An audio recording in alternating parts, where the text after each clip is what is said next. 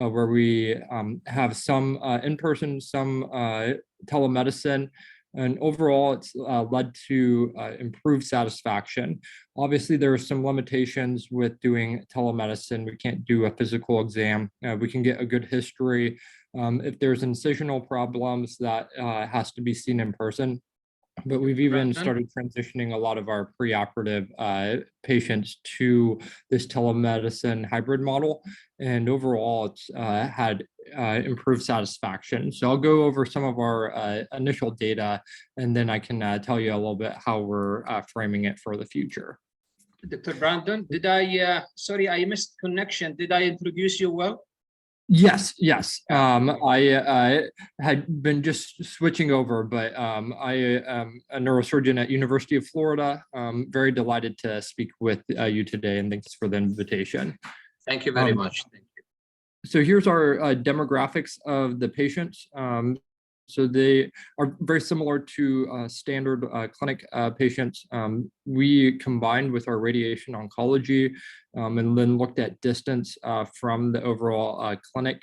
So you can see that there was a fair amount of distance, 161 miles for one-way distance. So the telemedicine provided a good opportunity for these patients to continue to have some tangible access. It prevented some travel time from that standpoint.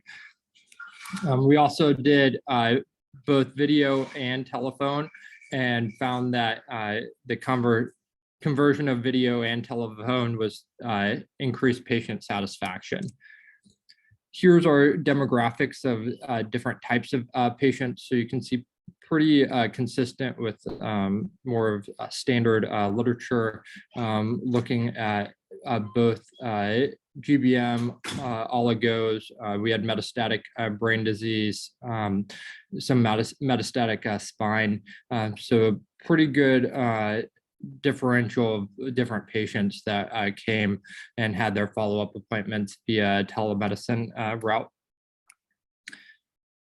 Overall, there was very high satisfaction, so 5 being the greatest satisfaction. They actually preferred virtual compared to in-person, and a lot of this was saved money on travel time, ease of scheduling, was able to work out within their work schedules as well.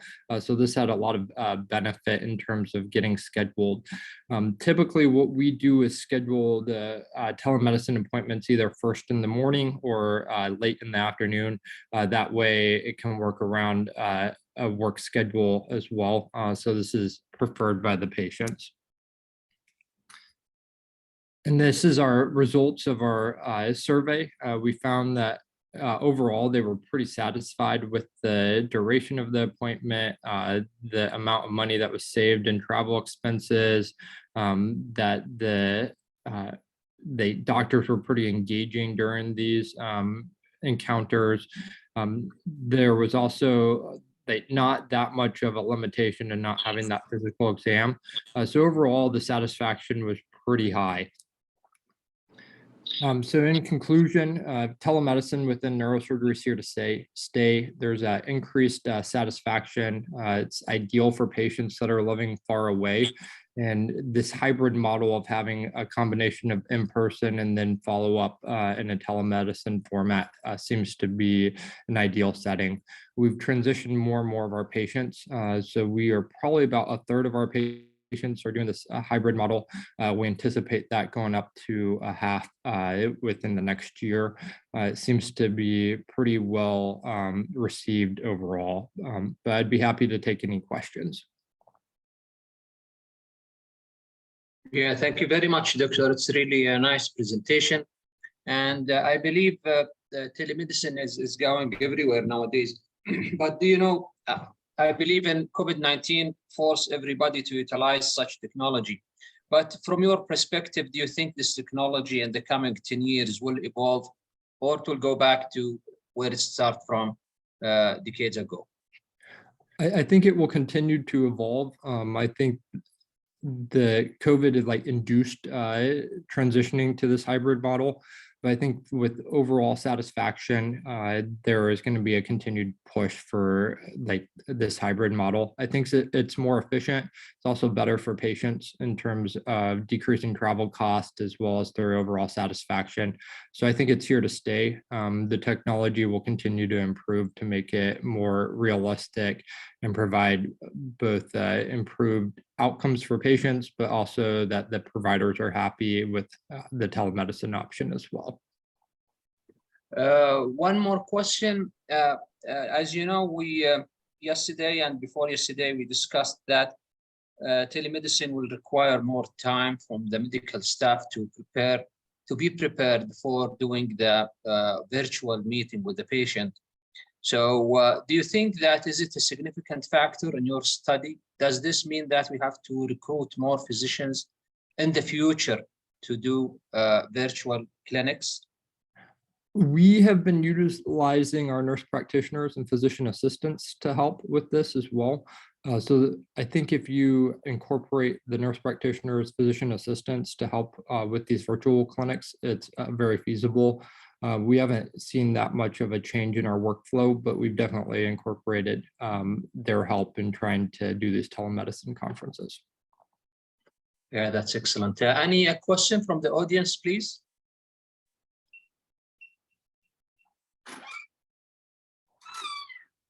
Well, I think that's it, Dr. Brandon. It's really a pleasure joining us. I'm going to contact you again in a few days to hear opinions a few things, but it's really a pleasure joining us. Thank you very much for your presence.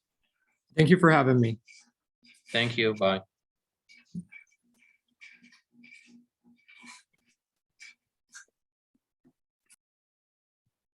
So I guess the next speaker is Dr. Marta. Are you available, Dr. Marta?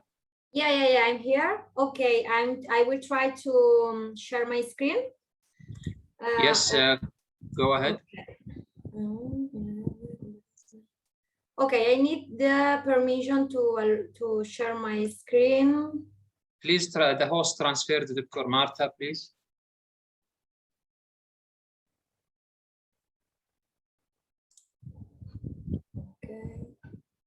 Okay, 1 minute. Okay. Okay, the host now, go ahead. Okay, perfect. 1 minute just to introduce you, Dr. Marta, for everybody who are not aware of Dr. Marta is a well-known doctor, and she has research interest in cognitive neuroscience, body perception, and body representation. She got her PhD in biomedicine program, University of Barcelona in 2017.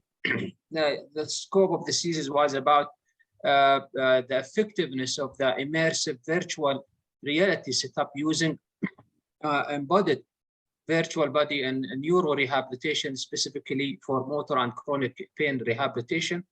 Dr. Marta, she got her master in arts and rehabilitation in 2013.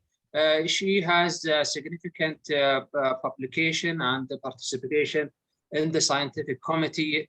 Her CV is really impressive, and she is an editor at some journals. So I would welcome you, Dr. Marta. Please go ahead, and thank you very much being with us today. Go ahead. Thank you very much for your introduction, and it's my pleasure to be here presenting my work. Okay, so I will start sharing my screen. Can you see well my screen? Yes, we can see your screen. Go ahead. Okay. So I know that the conference is about telerehabilitation, and today I would like to start talking about how we can introduce virtual reality in telerehabilitation systems. Okay, as my background is mostly in virtual reality, and I would like to merge both concepts, telerehabilitation and virtual reality.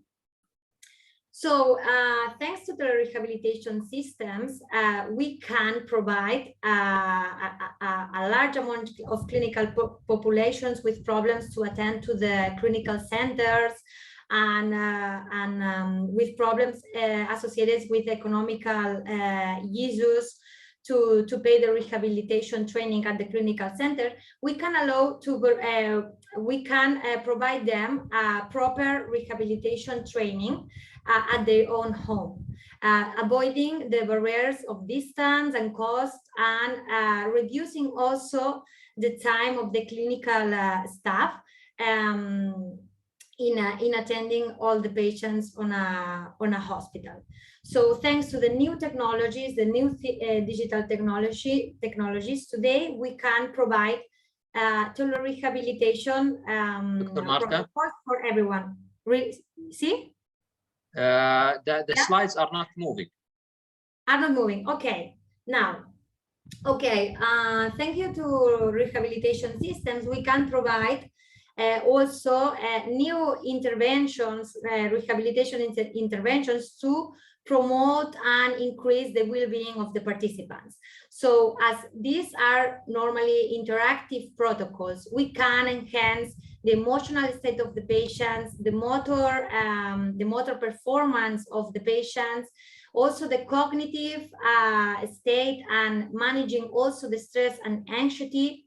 And also through these new telerehabilitation systems that are using new technologies such as virtual reality, we can provide also virtual body illusions in which participants can feel embodied and can feel the sense of ownership toward a fake virtual body that could be recovered and presenting different morphological characteristics.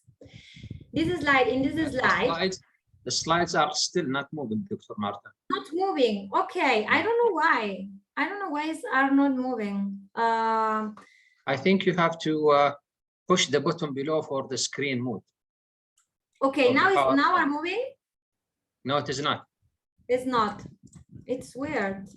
Okay, let's try to restart Okay.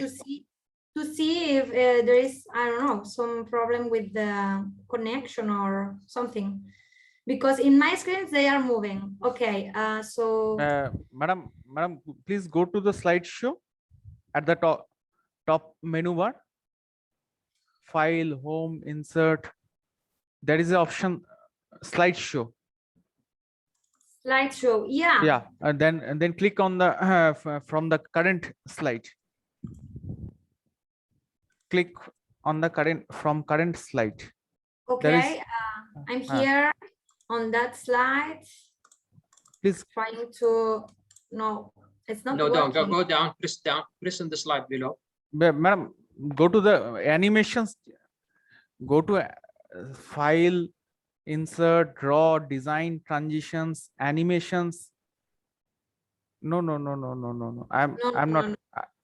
What I'm trying to say is that, can you see the buttons? File, home, insert, file, home, insert. Not click on that file. Okay, file. Okay, can you see a button? Again, you are clicking on that. Please don't click on that. Go back. Okay. Can you see a option record, and before that there is an option slideshow? Slideshow, yeah, I saw. No, don't click there. Go okay. to just a bit above. Go a bit above.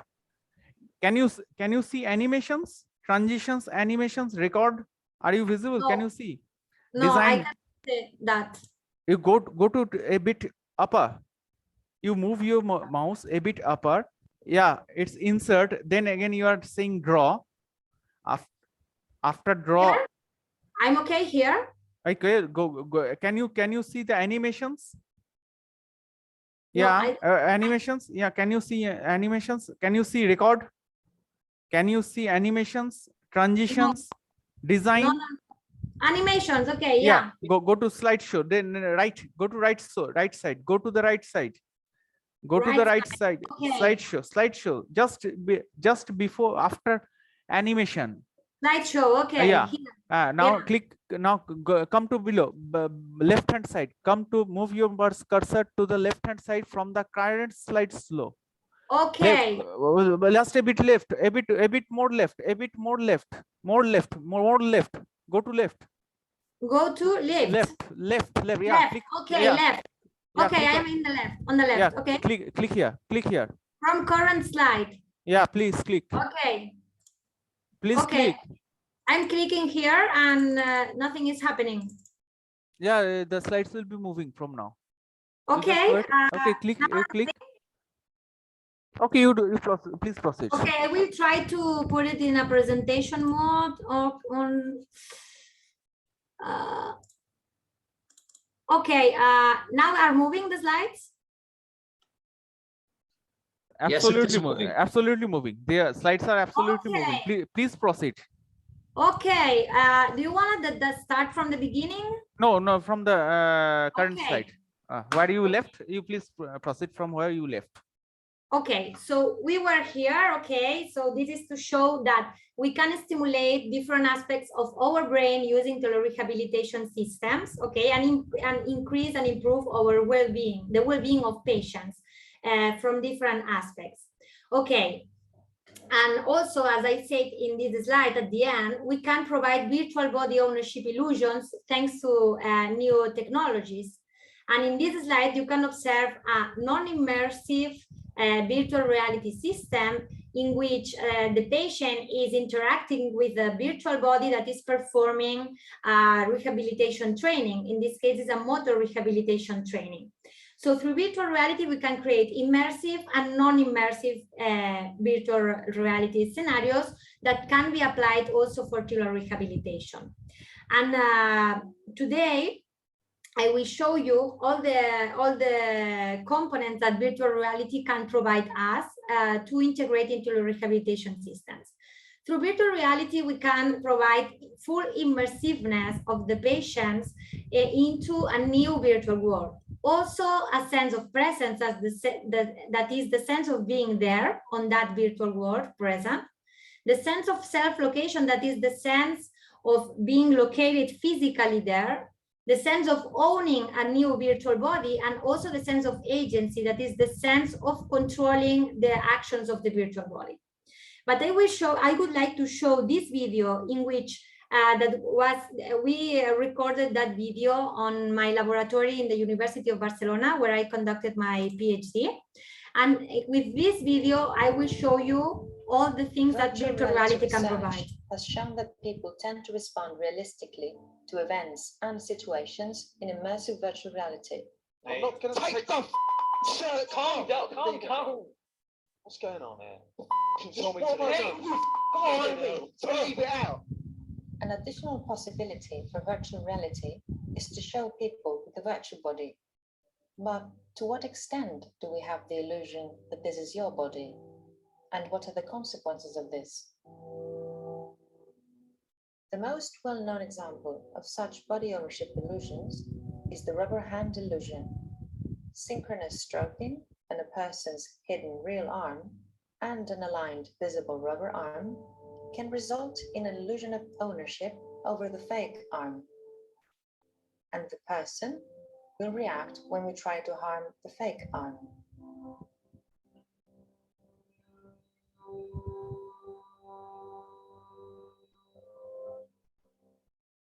The rubber hand illusion also works in virtual reality, where people report ownership towards a virtual arm. But can we transfer ownership to a whole fake body? Recent studies in cognitive psychology have shown that it is possible to induce ownership with respect to a full mannequin body or to another person's body.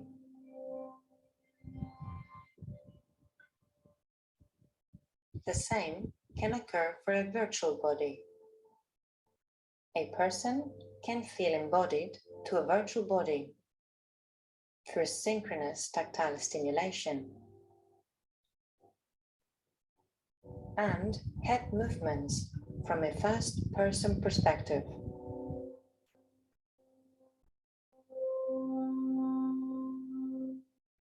Not only synchronous tactile feedback is important for the induction of a body ownership illusion, but visual motor correlations between real and virtual body movement seem to play an even more significant role.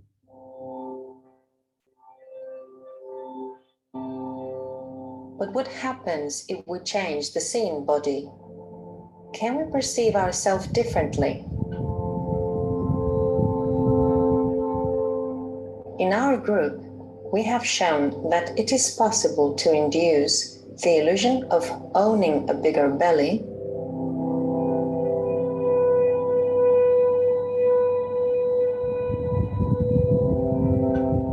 the illusion of having an arm that is 3 times the length of the real arm,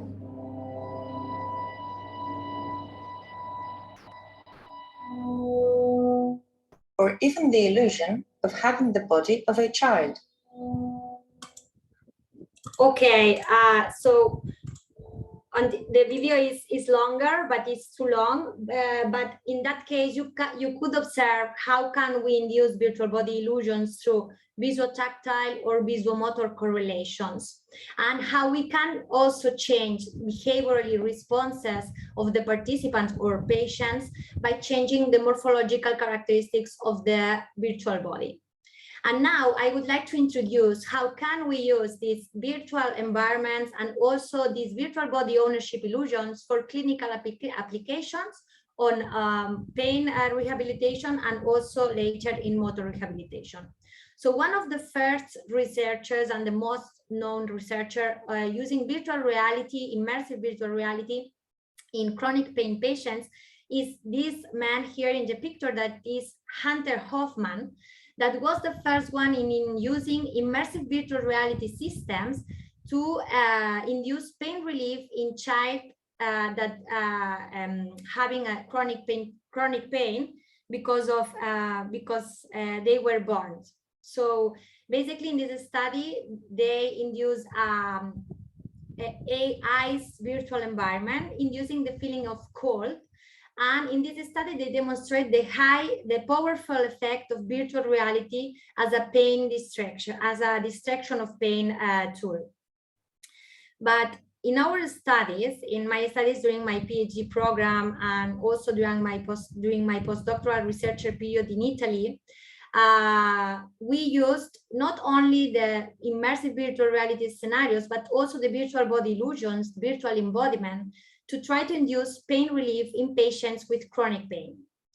So one of the first studies was this one that you can see in the bottom of the slide, in which we use patients experiencing chronic pain perception, chronic pain in patients with complex regional pain syndrome, and also in a group of patients with peripheral nerve injury.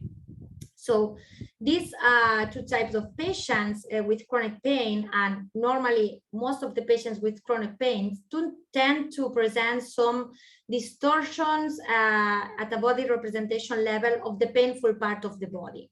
And normally there is a relationship, a bidirectional link between the body perception and the level of pain.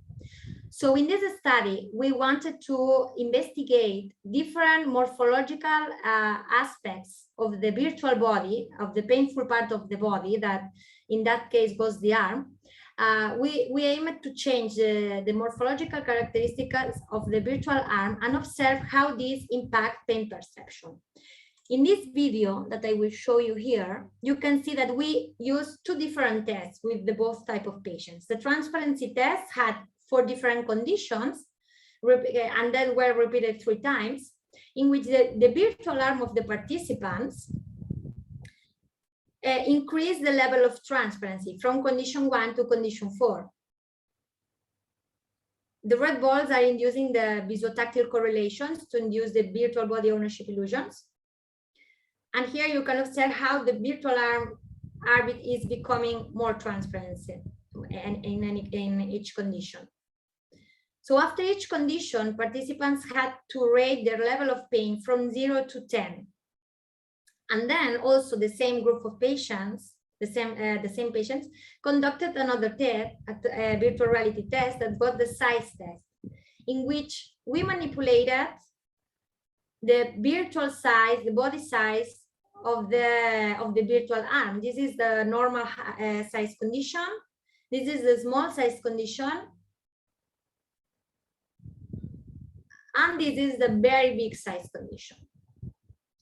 So in this study, we observed different things. One of the most important thing is that according to our colleague Hunter Hoffman, we observed that virtual reality has a powerful effect as a distraction of pain. So patients, as you can see in the graph in the right side of the slide, experienced it, both group of patients, and after conducting both tests, transparency test and size test, all the patients experienced a decrease on the level of pain perception after the VR. So compared from the baseline, in which we assess also their level of pain, we observe a huge decrease in all in both group of patients. Also, in this study, we observe also another interesting thing. We observe differences between the two types of patients. So in the patients with complex regional pain syndrome, we observe that the condition in which the virtual arm was more transparent, the participants experienced a higher pain relief of pain perception. However, this did not happen in patients with peripheral nerve injury. And also in the site virtual arm tests, we found differences between patients. Patients in the complex regional pain syndrome experienced a higher pain relief with the normal virtual size condition of the normal size condition of the virtual arm. So these results indicate two things. One is the powerful effect of VR as a distraction for pain perception, but also that when we are dealing with different type of patients, we have to tackle we have to create targeted interventions for each type of patient. So one condition can work with one group of patients, but not with another.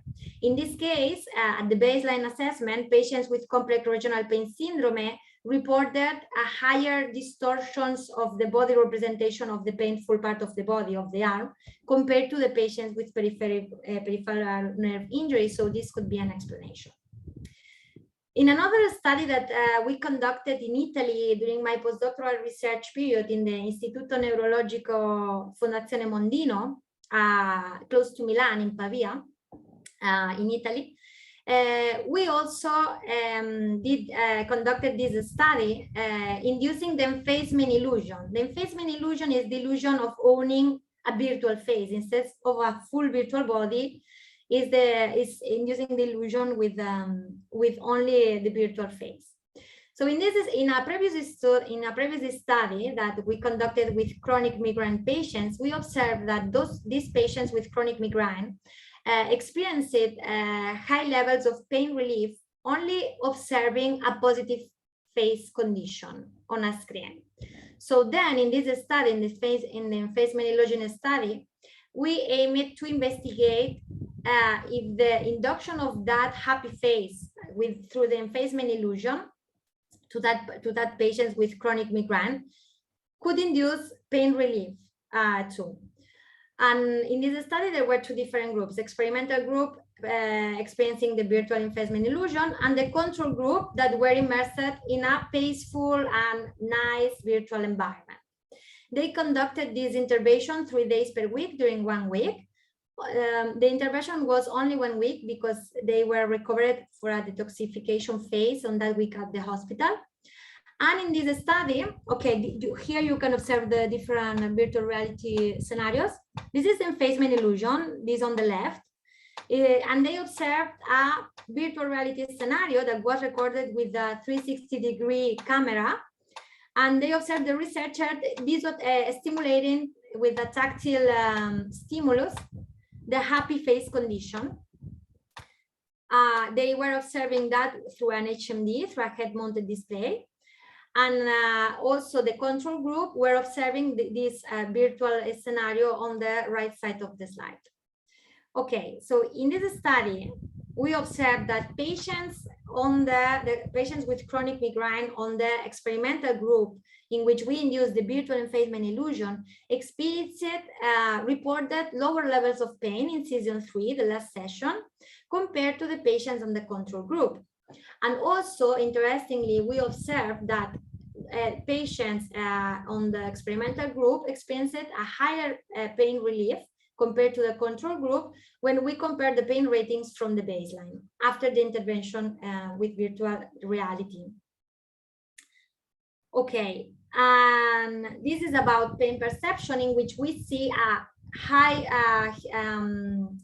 big correlation between body representation and the level of pain. So in that case, virtual embodiment could help us to relieve pain perception by changing the characteristics of the virtual body. And now I will introduce only one study for motor rehabilitation, that is this one that I conducted also during my PhD program, in which we use patients with distal radius fracture that were immobilized with a cast during 6 weeks. And we embodied them in a virtual body to perform a motor rehabilitation training through a virtual avatar. So in this group, in this study, there were 3 different groups. The first one was the experimental group, that was the immersive virtual reality group. The second one was the conventional rehabilitation training group that normally the doctors asked the people with distal radius fracture to move the fingers. So this is the conventional rehabilitation group. And there was also the non-immersive virtual reality training group, in which they performed the same virtual reality training, but without being embodied in a virtual body. In this video, you can observe the experimental group, the things that they observe and how was the training.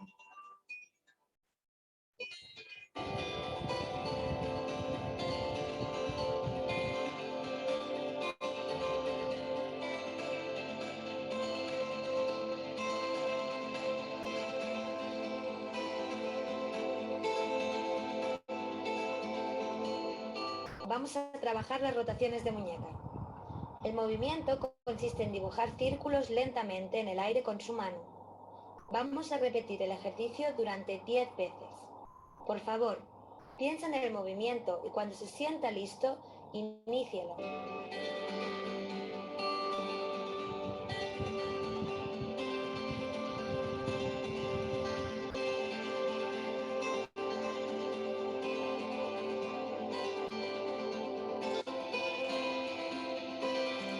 Okay, and this was the experimental group that were embodied in a full virtual body.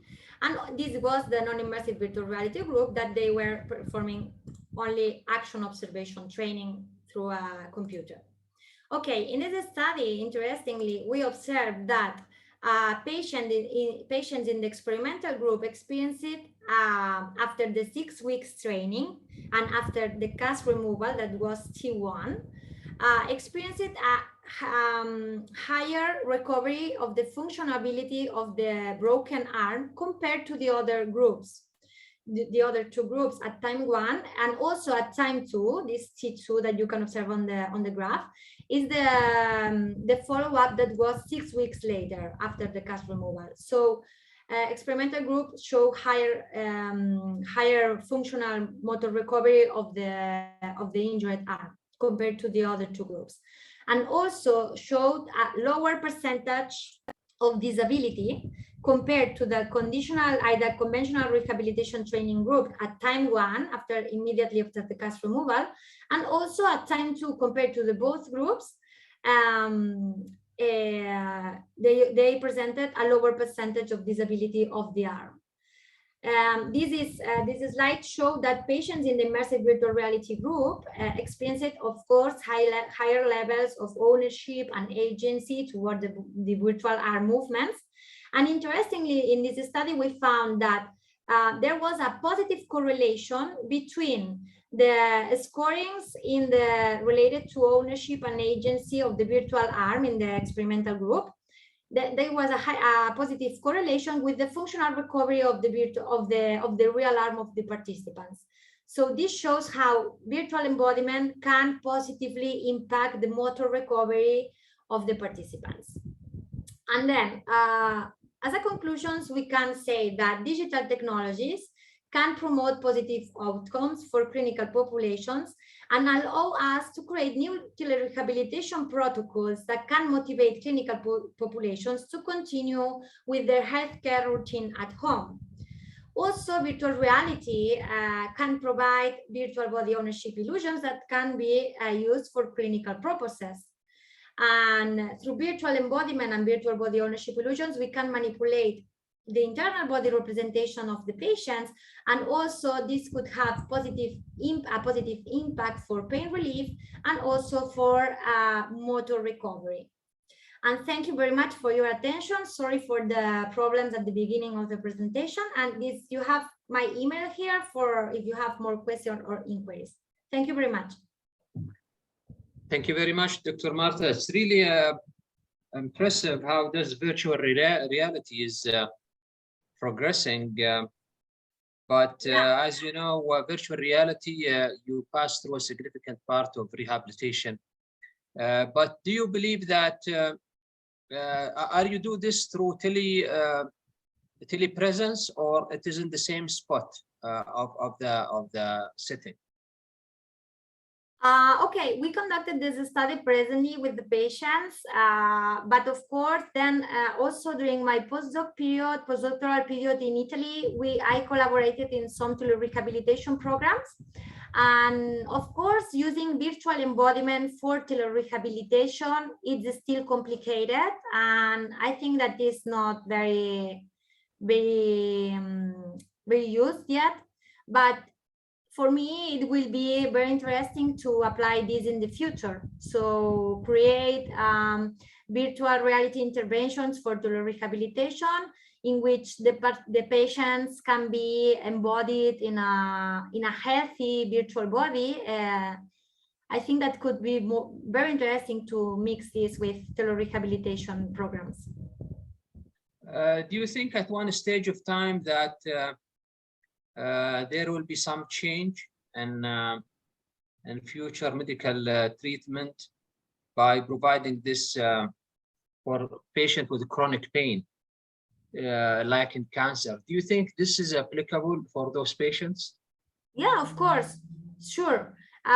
For cancer patients, it could be very interesting to investigate how positive virtual environments, providing like a peaceful virtual environment, a quiet virtual environment, can reduce the pain for patients with cancer. And this could be applied at home. If you are not adding a virtual embodiment, but only the virtual immersive environment, this can be totally be used at home for the patients. I think, do you have some video about your study to explain more? Because, you know, it's really interesting. You present something which is very interesting. Thank you. It has a lot of applications. So I'm really glad that you join us and you provide your article and your experience. Thank you very much. Dr. Haraga, are you available? Do you have any question or from the audience?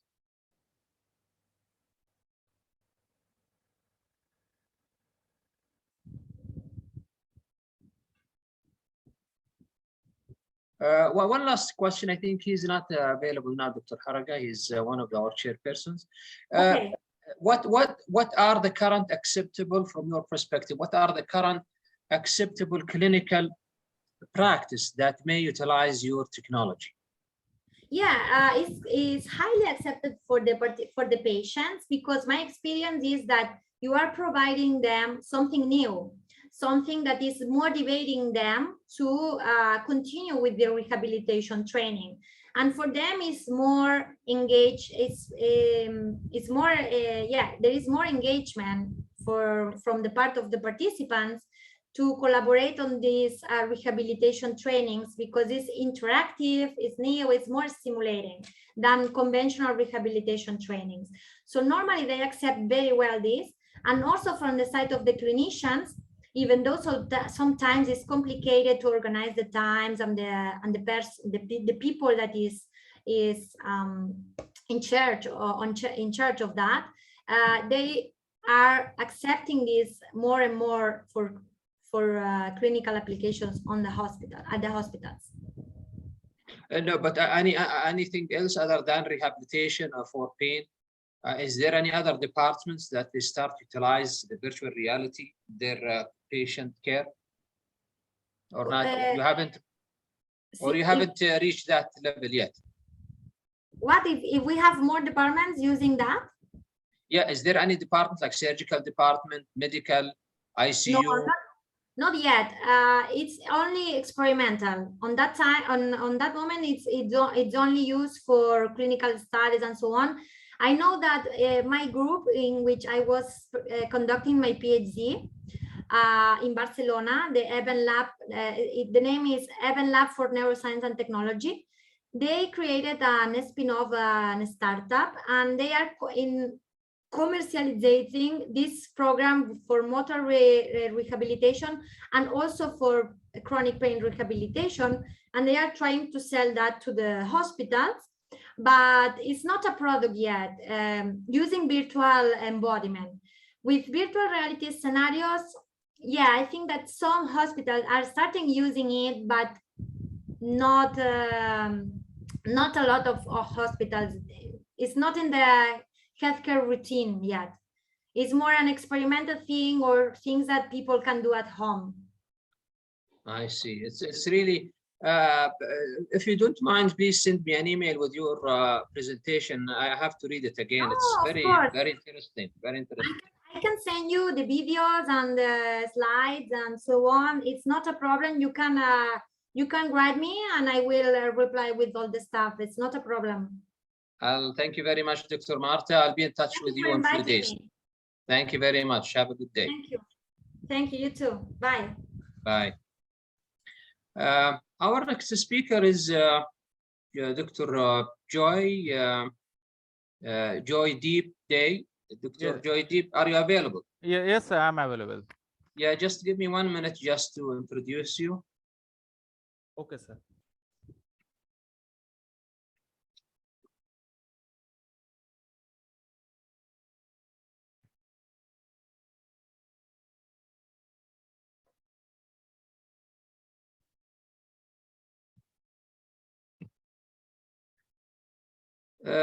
Thank you very much, Dr. Joy.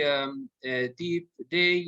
Dr. Joy is from India and he's working as a state-aided college teacher and head in the Department of Computer Science in Women's College since 2002. He has a guest lecture in Department of Computer Sciences in MUC Women Colleges and work as a guest lecturer in MCA department.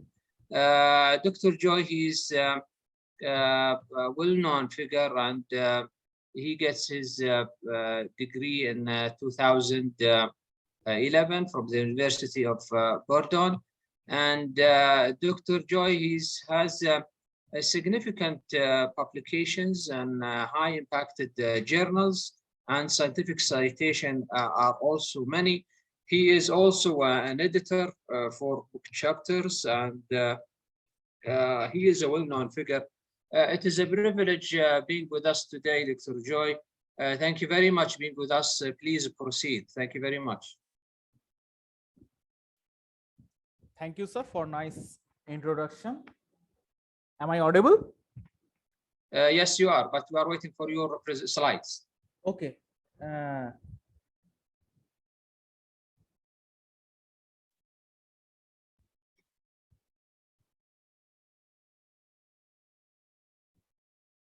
Just give me a second to share my screen.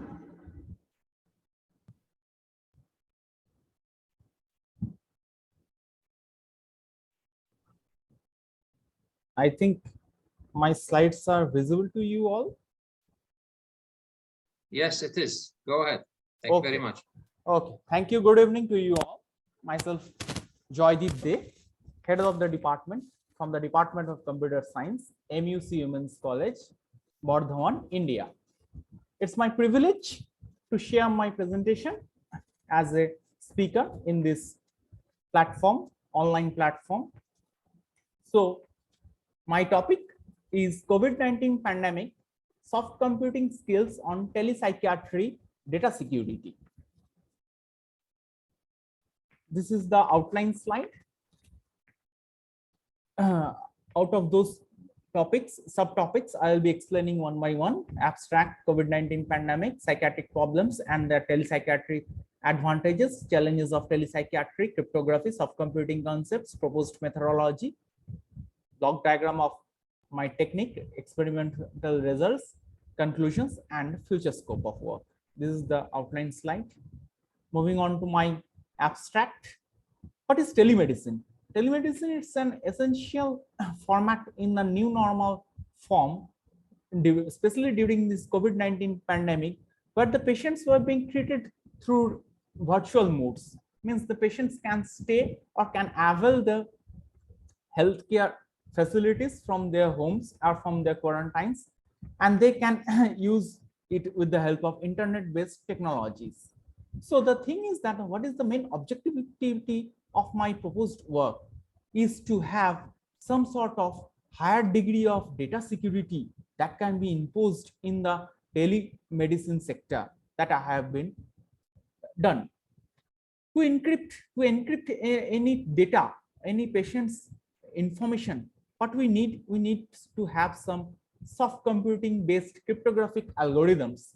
So in this paper, in this topic, I have proposed the concept of neurofirefly key, through which I can encrypt the patient's data and through which the patients can securely transmit their personal information from to their respective psychiatrists.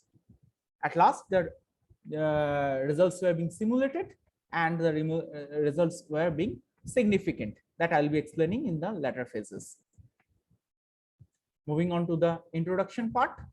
COVID-19, as we all know that we are dealing at present at the post-COVID-19 phase.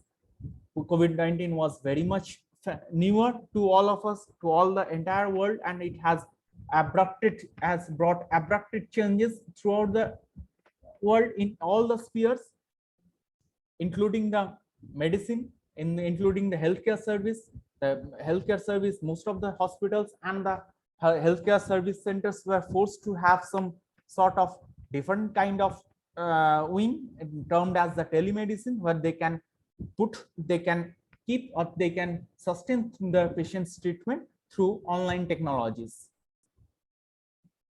So what I'm trying to say is that mental disorders during the COVID-19, most of us, we have felt some sort of mental disorders or mental discomfort that could lead us unhappy and non-productive life in our sections. So there were so many causes that really caused the mental disorders, likes of anxiety, stress, mood swings, low diets, hormone imbalance, genetic disorders. There are so many. So moving on to the advantage of telepsychiatry, what I will be talking on today on the telepsychiatry, mainly on the theme of data security of telepsychiatry. So there are tons of advantages of telepsychiatry. First is the patients benefit from the remote locations, that the patients can avail the telepsychiatry facilities from their homes. So they need not to visit their hospitals, so that the COVID-19 transmission can be curtailed during that phase. That was very much important. Most important is that the data that the patients are being transmitting to their psychiatrist or vice versa needs to be protected, needs to be very much encrypted. Transcription is very much needed. I'll be explaining in the later slides about the encryption of transmission of the medical data. Expert opinion can be received throughout online modes during any point of time. COVID-19 minimization, what I have told in the first point also. Low cost of treatments, because the patients are being treated from the remotely, so they need not to have some physical visits, so the costs are being curtailed. So moving on, some mental health disorder types. There are 5 categories what I have listed. It's all available: mood disorders, anxiety disorders, personality disorders, psychotic disorders, substance induced disorders. Let me explain one by one. Major depressive episodes, manic episodes, mixed episodes, and hypomanic episodes. in this figure, you can see this portion is the normal mood. When our mood becomes depressed, it becomes major depressive episode, and when the mood becomes excited, our brain becomes excited, it becomes hypomanic episode, and extremely when our brain function is being elevated, it causes manic episode. Major depressive disorder, MMD, it's a depression, loss of interest, no enjoyment in any sort of activities or tasks. It's reduced interest in almost all the pleasurable activities, day-to-day life activities, change in the body weight, loss of appetite, difficulty in concentration, difficulty in sleeping, restlessness, agitation. Those are the symptoms. Fatigue, reduced energy levels, recurrent thoughts of suicidal notes or death or attempts of suicides. Those all are the symptoms of MMD, major depressive disorders. What is manic disorder? It's inflated, means the brain is being excited to have manic disorder. In this case, the symptoms may be inflated self-esteem, decreased need of sleep, that the patients may feel very less amount of sleeping hours, increased talkativeness, means the patients will talk continuously, they will talk through persons or through mobile phones, distractibility, agitations, excessive involvement of pleasurable activities. It may be physical activities, it may be mental pleasurable activities, it may be any kind of that. And in case of hypomanic and mixed disorder, it's also the same, means the brain functions will be elevated to have some sort of hypomanic and mixed disorders. In case of hypomanic, it lasts only for 4 days, and in mixed disorder, it will last at least for minimum 1 week. Moving on to the another psychiatric problem that has been encountered during this COVID-19 period is the internet addiction disorder or internet use disorder or internet disorder. All the 3 disorders are mainly caused due to the excessive use of internet addictions. The patients are being extremely addicted to the use of internet. So what is internet addiction? Let me explain. It's an impulse control disorder. It's an impulse control disorder, and it creates an addiction towards the excessive use of internet and mobile technologies. What are the problems? It creates lots of problems in case of studies, concentrations, and other emotional matters. It may involve gambling. It has been produced a substitute of face-to-face relationship with respect to physical, with respect to online relationships. Many of the patients, they may involve in various kinds of cyber crimes, which is not desirable. Let me explain the symptoms of IAD: excessive social networking use, excessive online shopping, gambling, excessive blogging, playing online games, always compulsive watching of internet videos and pornography. Those are all the symptoms of IAD. IAD covers a number of impulse control issues. What are the different kinds of impulse control issues? It's the cyber sex addictions, means the patients are they are very much addicted for internet based to watch on different sites of pornography websites, which is not at all desirable. It reduces the productivity of us. Cyber relationship addiction, big patients are being very much familiar, are very much comfortable to have some online or virtual friends with rather than to have physical friends. Net compulsion, always people try to have use the excessive use of internet for the gambling purpose or some sort of auction or bidding purpose. It may result some sort of financial loss. Students may steal the parents, they may sniff the parents' ATM card to have the financial transactions, which is not at all desirable. Information overload, they are always overloaded to have some sort of information related things. Computer addictions, patients are always want to have maximum time to spend in front of laptops or computers. Why? Because of the happy chemicals. There are 4 neurotransmitters. As we all know that serotonin, dopamine, oxytocin, endorphin, in a short acronym, they are being called as DOSE. You all know that serotonin is for the mood stabilizer, dopamine is for the reward and the pleasure, oxytocin is known as the love hormone, and endorphin is the natural pain reliever. And I am not going details into that. How to test whether the patient is being addicted with internet addiction or not? Time wastage, isolation from the friends and family, deep desire to use the internet for maximum time to improve mood swing or finding pleasure or having some sexual gratification.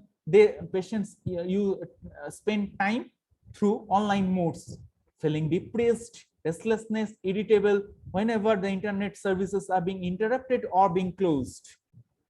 There may be some sort of physical symptoms that may happen due to IAD, such as carpal tunnel syndrome, headache, backache, neck-ache, unexplained weight gain, dry eyes, sleeping disturbances, digital eye syndrome, etc.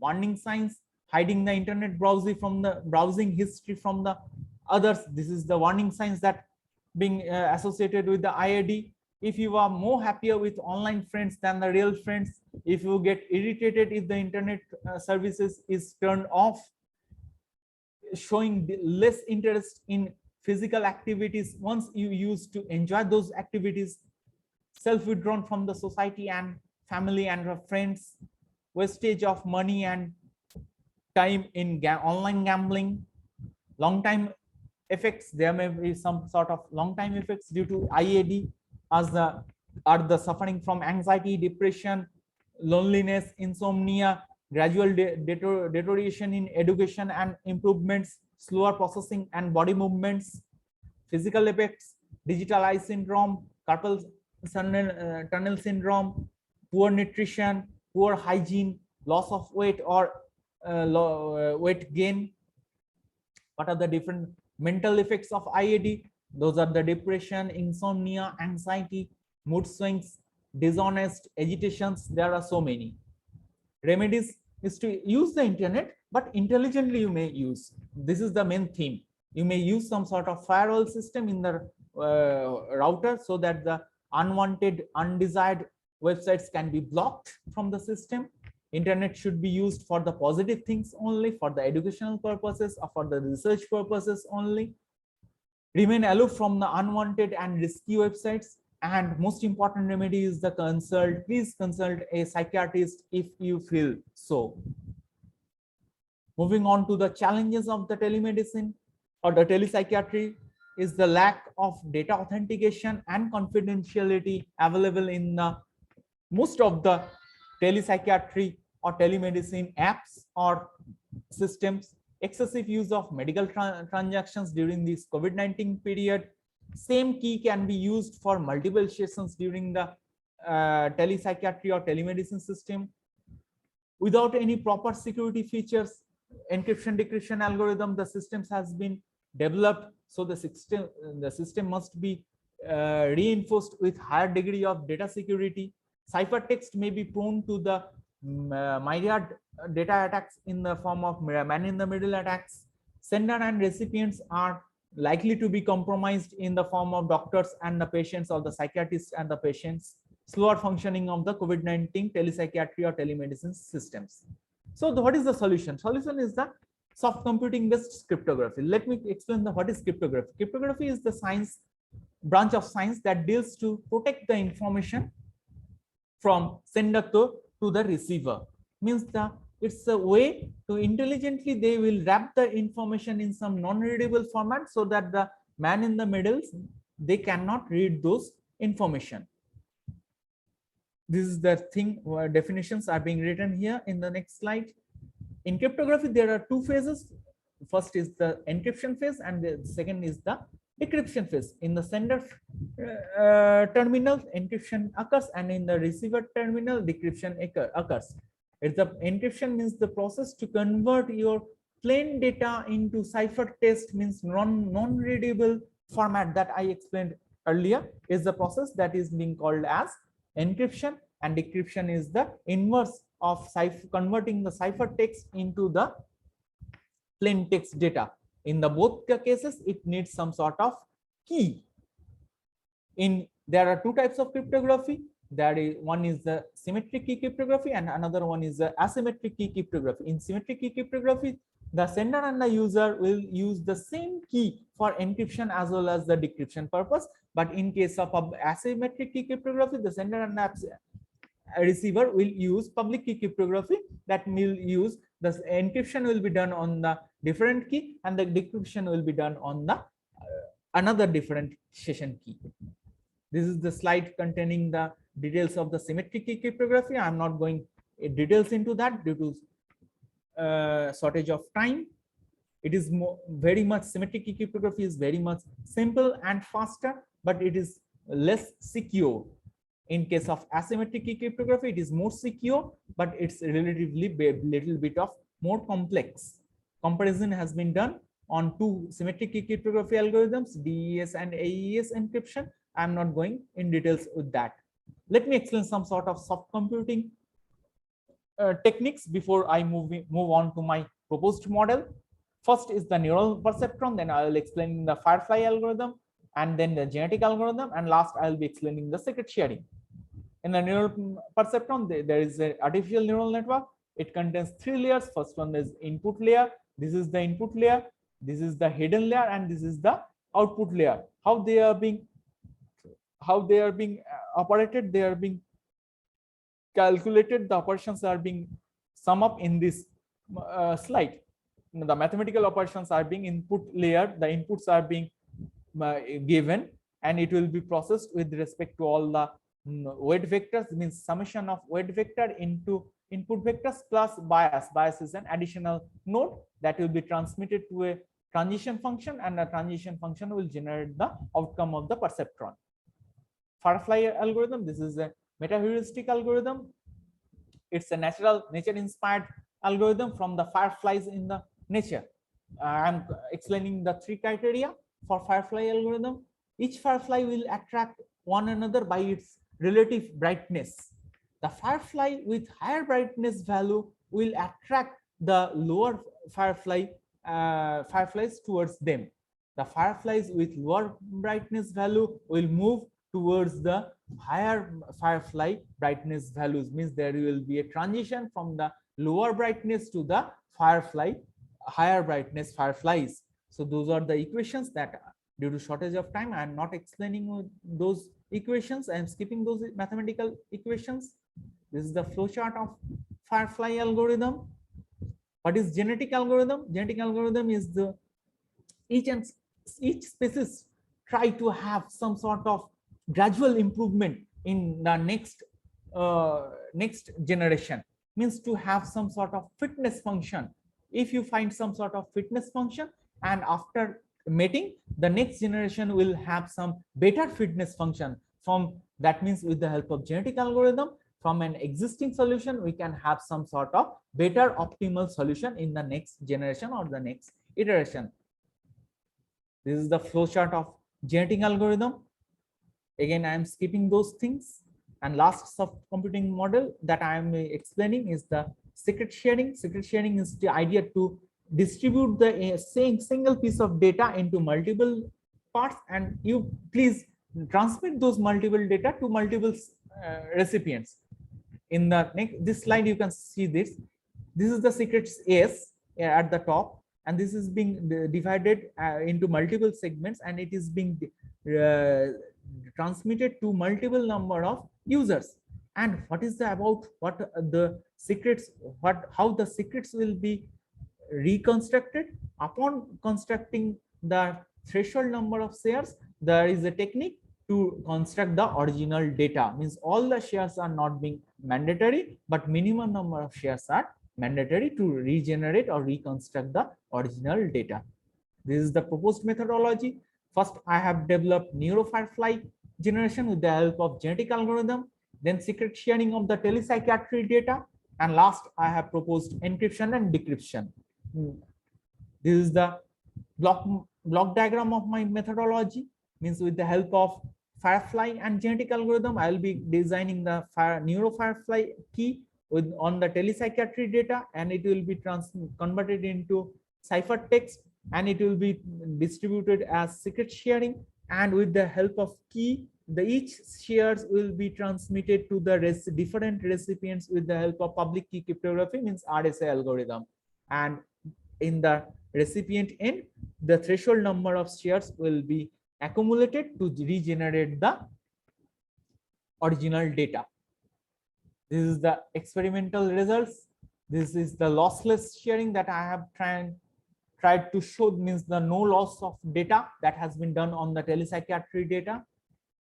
This is the 5 shares that I have shown.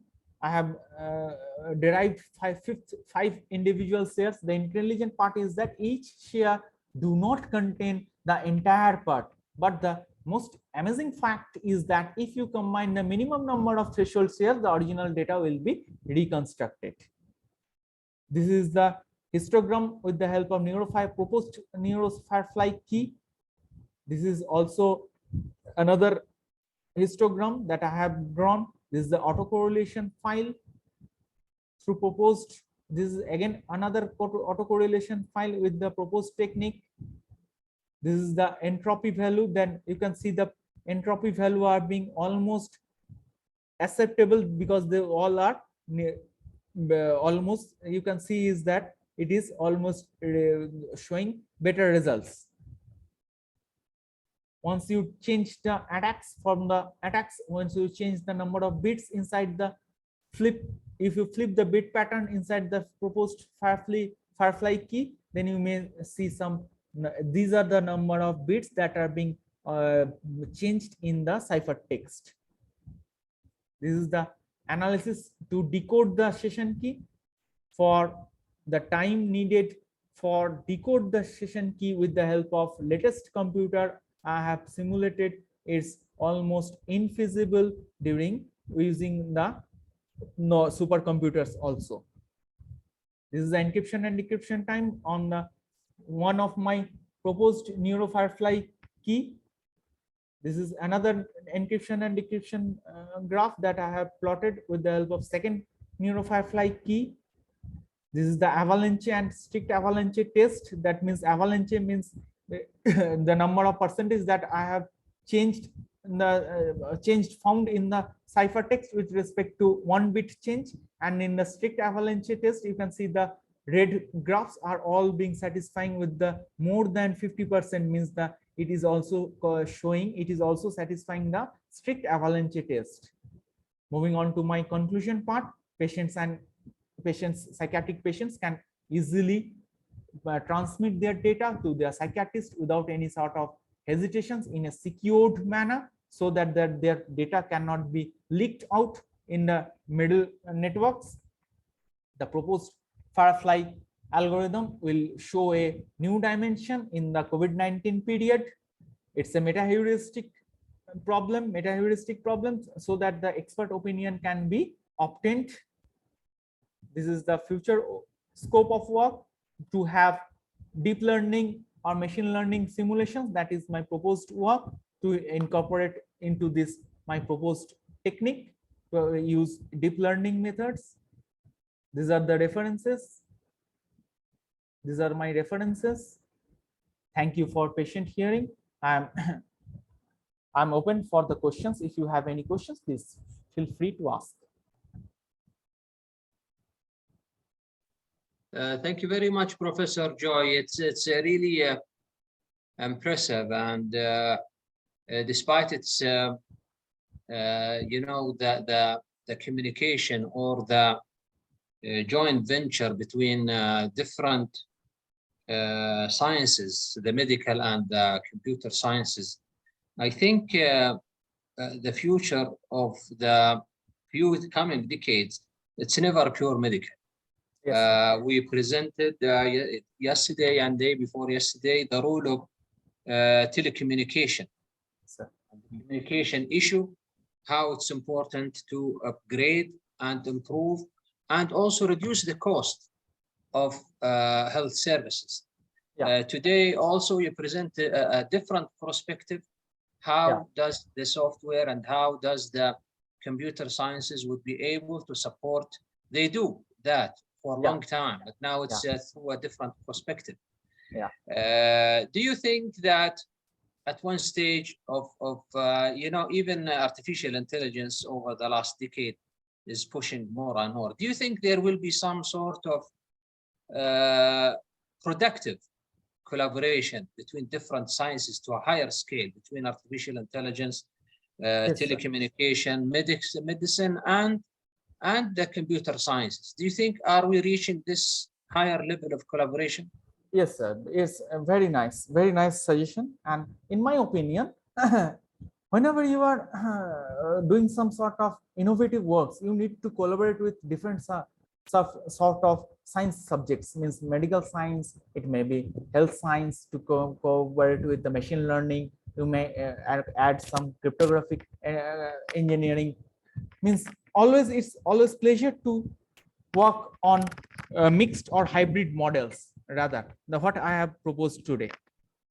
Am I able to clarify you, sir? Oh, yes, go ahead. Yeah. So it's a joint venture, and I think it's in the upcoming days, the such type of ventures will flourish more. Yeah, in my opinion. That's great. The second issue, you know, even nowadays, despite medical colleges, either undergraduate or postgraduate education, the involvement of computer sciences and virtual reality is quite obvious nowadays. How do you think the involvement in the coming decade of the computer sciences in educating either undergrad to postgrad? Do you think it's is there any breakthrough that it's coming soon that you suggest, or you let us know about it? Actually, computer science is such a subject that you need in all the domain of world. It may be health science, it may be some sort of humanities, it may be of other physical science or chemical sciences or other engineering sciences. So in case of medical science also, the need of computer science is very immense.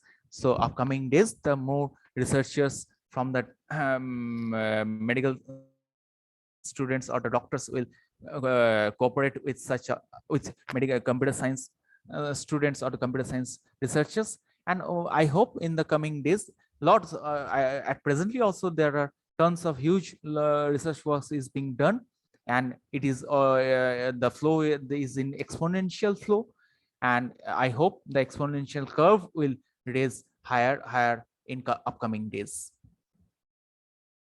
Very nice. Thank you very much, Doctor. Any question from the audience or from Dr. Marta? Any comment?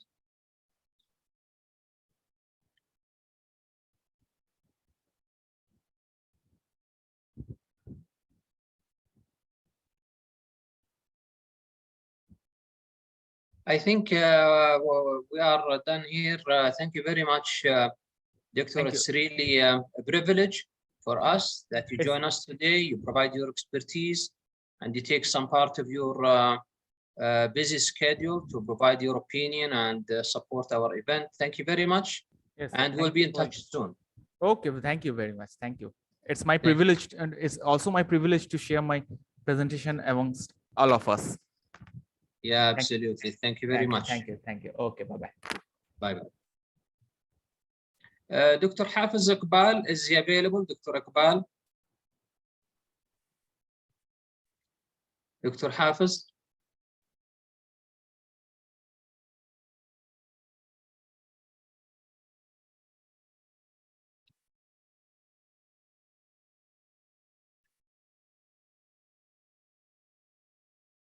Okay, if Dr. Hafiz is not available, I think we will have a break for Asr, Salah time, and we'll be back in 4:15.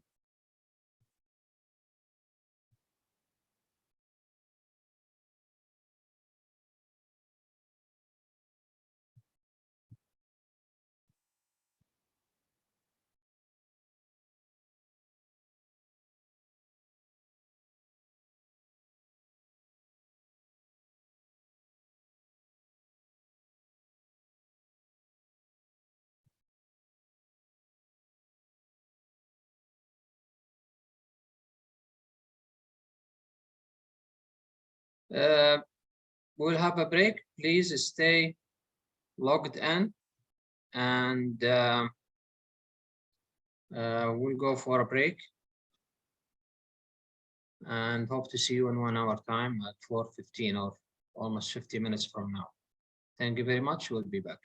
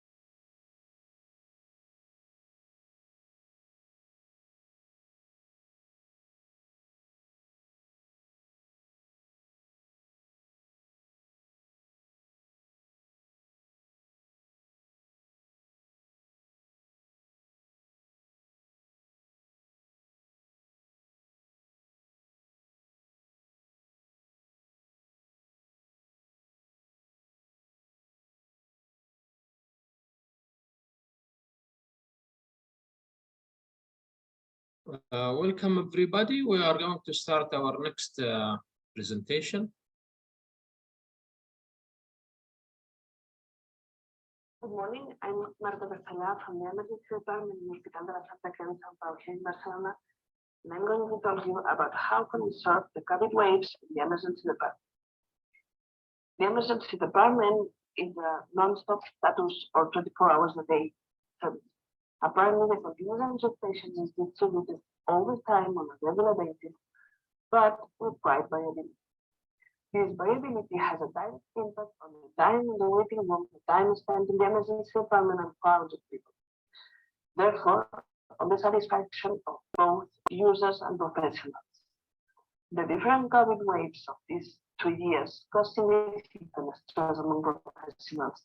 They tried preventing, foreseeing, organizing, and planning in order to improve efficiency. Artificial intelligence in healthcare has developed enormously in the recent years, and it tends to be associated with precision diagnosis and personalized treatments. We believe in its potential as a tool, allowing to anticipate the needs of the emergency room, adapting the resources optimally, and making the system processes safer for patients and less stressful for professionals. Artificial intelligence can help head of the emergency room in the planning and management. We will present a model that pretends to offer a simplified, global, and complete vision of the situation in almost real time. This allows the head to predict the influx, the severity, occupation of different areas, or the need of hospital admissions.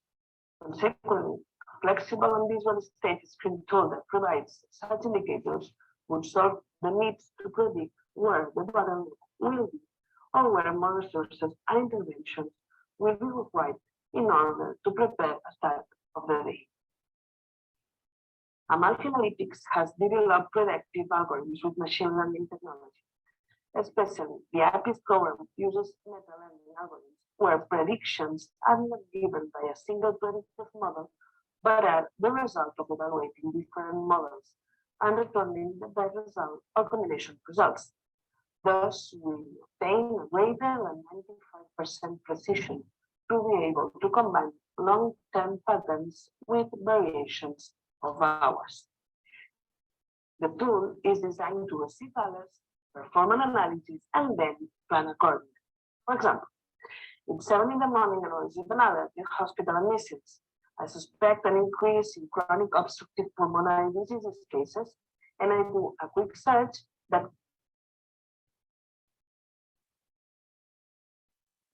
contains peaks in cases last with great variability in severity classification. Then I check the waiting attendance times and confirm that they are correct. Therefore, only an increase in the influx and a greater need for admission is expected. Then I can assess the expected influx and predict the occupancy. This way, I can plan to reinforce if necessary anytime slot during the next 24 hours or rearrange the spaces or increase external references. I also know how many beds I will need at the end of the day, being able to anticipate a pre-reserve. So, as a result, the tool should allow immediate view of the status of the service, ability to analyze what happened and how I can improve it, obtaining easily a large amount of data in a short time, and with another system, optimized internal organization and the short time. The weaknesses are that both promoting a pilot program in terms of COVID have been a great challenge. The expected results for other indicators could not be measured with those indicators. And which are the plans for the future? That to have the ability to anticipate peaks in influx to improve waiting times and crowds is always better satisfaction. Optimize the uses of resources, especially human resources, improve the reconciliation, and always the cost reductions shows better management. And that's all. Thank you very much.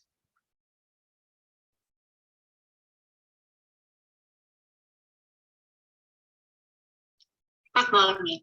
Thank you for attending our presentation about the use of telemedicine as a tool to improve chronic patient control. Before beginning, let me present myself, my team, and the hospital we are working. My name is Ana Perez. I am Medical Director of Hospital San Rafael Sisters Hospitales here in Barcelona. The team who has worked in Medical Day Hospital are doctors Mónica Ruiz and Merced Gil, and the nurse Mari Carmen Latorre. Other professionals with responsibilities in information systems and medical and nurse statements have participated. The Hospital San Rafael is a general hospital in the north of Barcelona. We have medical and surgical specialties serving 450,000 inhabitants. We treat 1,000 patients a day in the hospital. A year we conduct more than 100,000 outpatient visits, and we have 10,000 hospital admissions. About 60% are surgical. We carry out important activity in Medical Day Hospital, and an important number of them are patients with acute destabilization of their chronic pathology, especially heart failure. As you know, we have a typical pyramid of developed countries with an aging society, with an increasing life expectancy. In our society, we have more and more elderly, complex, comorbid patients, and health and education are the areas most affected by the changes caused by ATC. Habitually, we use the face-to-face visit to control chronic patients, but it represents little time in respect to the evolution of the state of health of the person. It's like an iceberg. Most of the time, the patient is at home and health professionals don't have information. How could we improve the control of these chronic patients? We propose a telemedicine platform as a monitoring tool to control the patient from home. We implemented a telemedicine platform to monitor patients for 1 year. First 6 months with the platform and conventional monitoring in Medical Day Hospital, following 6 months only with conventional visits in Medical Day Hospital. The objectives of the study were to demonstrate the reduction in hospital admissions during 1 year of follow-up, to prevent and treat disease, to foster the empowerment of the patient, to assess the adherence to the program, to improve patient self-care. Through an app installed on the patient's mobile, the patient himself or family member or caregiver transmits data such as weight, systolic, blood pressure, heart rate, oxygen saturation on a daily basis. In addition, a survey is included to gather other subjective information. The same platform includes an algorithm for the generation of visual alerts. The system allows for the possibility of establishing direct communication between the patient and the healthcare professional. If necessary, telephone calls are made. The data is displayed on the computer screen of the program and is analyzed daily by the specialized nurse. In this experience, 36 patients were followed, equal proportion male and female, average age 82 years. 72% took class in the classification New York Heart Association. 64% more than 55 left ventricular ejection fraction. 55% more than 9 daily drug use. 94% normal mental functioning in fever test. 72% more than 3 Charlson comorbidity index. There is an improvement before 27 and after 16 in the level of patient self-care. Responsible for data entry, 30% self-patient. Adherence, 75% enter the data into the app for more than half the time of the study, more than 3 months. Finally, in hospital admissions, before our program, 16 patients needed 1 or more hospital admission. After the follow-up in Medical Day Hospital, telemedicine, 2 patients required admission. It represents 79% less in hospital admissions and a 69% less in hospital stays. In conclusion, we can conclude that telemedicine in heart failure and a structured follow-up in a Medical Day Hospital achieve good acceptance and adherence to the program, promoting self-care and and a reduction in the use of health resources. Thank you very much for your attention.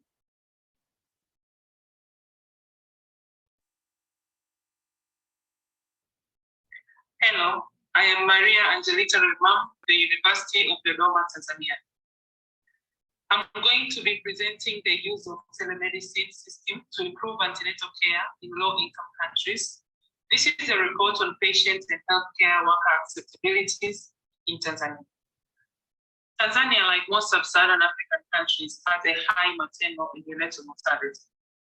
According to the 2010-2016 maternal demographic health survey, the maternal mortality rate in Tanzania was 556 per 100,000 live births, and the infant mortality rate was 43 per 1,000 live births. Antenatal care is an important aspect of women's reproductive health, and for that reason, the WHO has put forward recommendations for quality antenatal care that can improve maternal and newborn outcomes. Most sub-Saharan African countries, Tanzania being no exception to that, face a challenge of quality in the coverage. Information and computer technologies such as e-health, m-health, telemedicine, and artificial intelligence are an important aspect to solve the coverage and the quality gap of antenatal care. I would like to introduce to you to the PANDA system, which is an acronym for Pregnancy and Newborn Diagnostic Assessment, and it is made up of 3 components, or 3 units. The first unit of the PANDA system is a kit that is made up of basic instruments for investigations during the antenatal care. And the second unit is an Android smartphone PANDA app that can be used by the healthcare worker to guide the healthcare worker through social demographic information of the pregnant women, obstetric history, and medical history, giving education to the pregnant woman regarding antenatal care and during the postpartum care. It is also having important information that can give information regarding the birth plan of the pregnant woman. The third unit is the PANDA medical unit. This is a web-based database that captures data and results collected during the antenatal care. And this medical report is available for the medical team that can access these records of the patient, each particular patient, and make a diagnosis and give follow-up management for the patient. So we did a cluster-based non-randomized interventional community trial in the rural areas of Mufindi district in Tanzania. We had 2 sites. One of the sites was the implementation site, and the other site was the control area. The implementation site was using the PANDA system during the antenatal care, whereas the control site was not using the PANDA system, and it was using the normal antenatal care that has been put in place by the Tanzanian Ministry of Health. So we did a qualitative study to assess the acceptability of the patients and the healthcare workers, and we did focus group discussions for the patients, and we used self-administered questionnaires for the healthcare workers. During the focus group discussions, these were some of the reports or the responses of the women regarding the acceptability of the PANDA system. We feel supported and understood by the healthcare worker, and it is easy to understand the information given by the healthcare worker through the PANDA system. We are happy and we feel satisfied with the services provided. And others say that we feel free to ask questions during the visit and the counseling. And others say that the decisions that were made during the screening was given to them, but others did not understand why some of the investigations were taken, and therefore they needed more clarity regarding the investigations. For the healthcare workers, the general information that was provided during the visit was considered exhaustive. And they say that the PANDA visits are very good, and the PANDA app is easy to use. The PANDA can also influence the relationship between the healthcare workers and the pregnant women. The healthcare workers also reported that the PANDA system is able to improve the antenatal care quality and their adherence to the antenatal care WHO recommendations. The icons of the Panda app were assessed as useful for the women to understand, and also it could influence their ability to remember the information that was provided during it. In conclusion, as it has been shown in other countries where the Panda system has been used, such as Italy and Madagascar, Panda system provides a promising solution to increase access to high quality antenatal care and to overcome the coverage gap. So for quality and a positive pregnancy experience in low resource and underserved areas, pregnant women can benefit from this system. Thank you.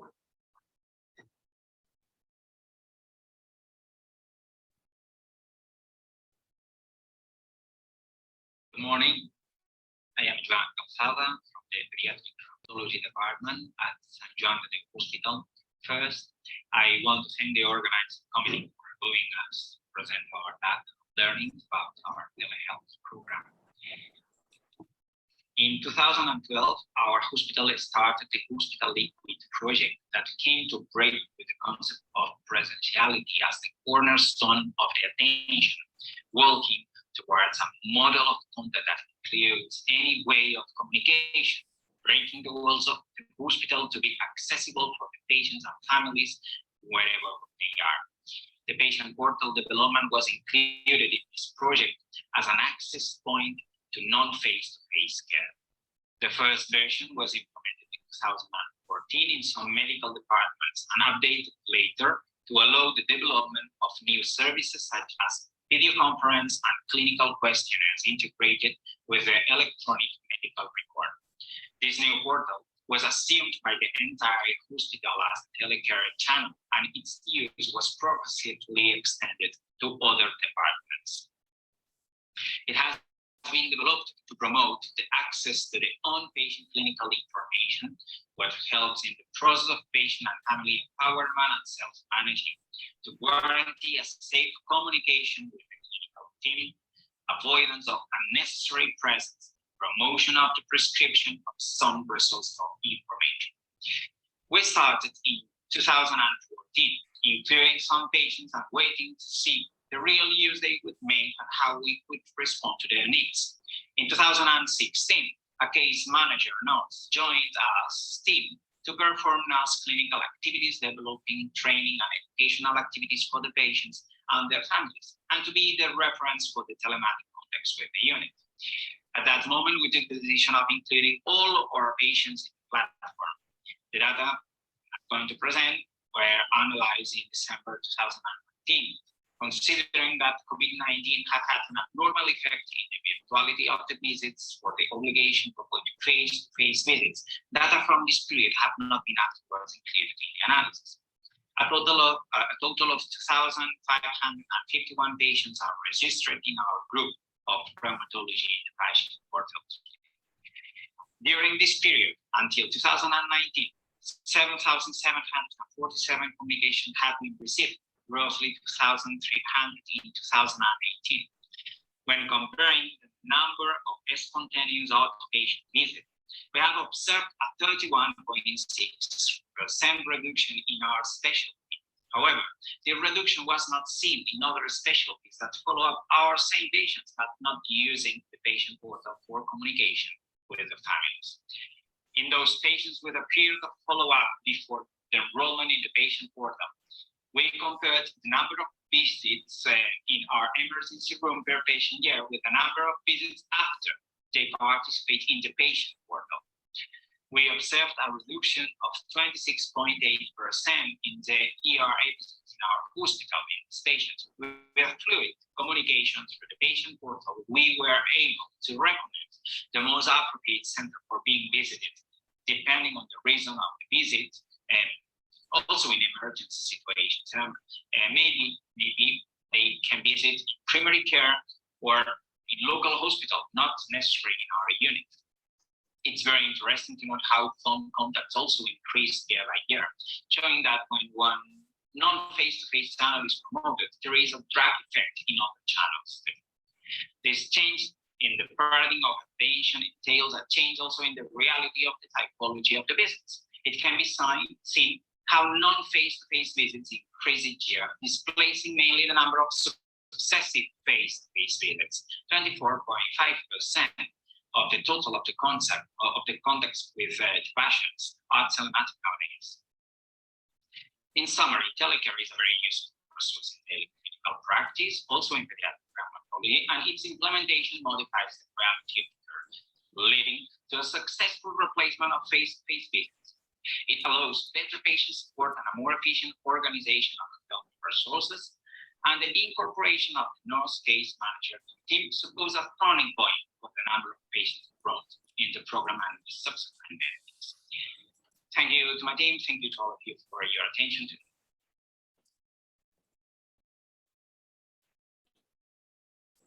Hello, my name is Astrid Pata, I'm pediatrician in Sant Joan de Déus Hospital in Barcelona, and I'm going to explain you the implementation of a home hospitalization program for acutely ill children checked by telemedicine. First of all, we are going to talk about the benefits of this kind of programs, because it has both benefits for children and family, but also for the hospital. Talking about benefits in children, it reduces risk of nosocomial infections. It enables children and their families to be in their own environment, and it also enables families to participate in the care of the child. But for the hospital, it also has benefits, as we said. So it reduces the cost of hospitalization, and it also reduces the hospital pressure. But there are some characteristics that make different hospital at home for children and for adults. Children are normally healthy, so they have shorter stays, and this means we have a really high turnover of patients. We also have young caregivers, normally their parents, who are using new technologies, and this may be a strength and a lie in the implementation of our program. These are our admission criteria: stability, having a trained caregiver 24 hours a day, adequate living conditions, and 30 minutes isochronous. We started the pilot program on April 2019, and after really good results, we implemented finally the program on November 2019. The team is formed by pediatricians, nurses, administrative support, and technological support. The key of the success of our program is the families training. If you want to learn more about it, you can check another talk that will be held today, later, and it will be held by one of our nurses. Here you can see some of the technology that we use. We have a route optimizer, which enables us to do the daily routes. And here you can see some of our remote telemonitoring dispositive. You can see a scale, a thermometer, an oximeter, and a sphygmomanometer. And thanks to this tablet, we use this iPad application, and the families, they can register the vitals so we can see them, check everything, being at hospital. Here you can see some of the results of our implementation of our program during the first year. We have seen 650 episodes with a mean of 4 hospitalization days, a median age of 2 years old. The most frequent site of admission is inpatient ward, and the main derivation service is general pediatrics. More than a half of the diseases we see are respiratory diseases, more than a third are infectious diseases, and then we have a smaller group, which is a variety of diseases, including oncological, nephrotic syndrome, tuberculosis, wound healing, etc. Talking about infectious diseases, urinary infections, otorhinolaryngological, and fever sepsis are the most frequent. And about respiratory diseases, bronchospasm is the most frequent. These are some of the treatments that administered at home. As you can see, oxygen therapy, nebulizations, and IV antibiotics are the most frequent. And specifically talking about the outpatient antibiotic treatment, you can see ceftriaxone is the most frequently used because of the easiness administering treatment, but also other treatments are used in other frequencies. So it is really important self-administration. As you can see, we have a really high rate of self-administration. And there are some of the results of what the families think, and they are really satisfied with our program. They feel excellent treated, and they think that the monitoring is really convenient. These are some of our take-home messages. Pediatric hospital at home is a good alternative to inpatient hospitalization. Many different diseases can be treated at home. After a proper nurse training of the family, self-administration is secure. Remote telemonitoring is well considered, and there is high satisfaction among families. Thank you so much. Here you have our contact in case you need anything else.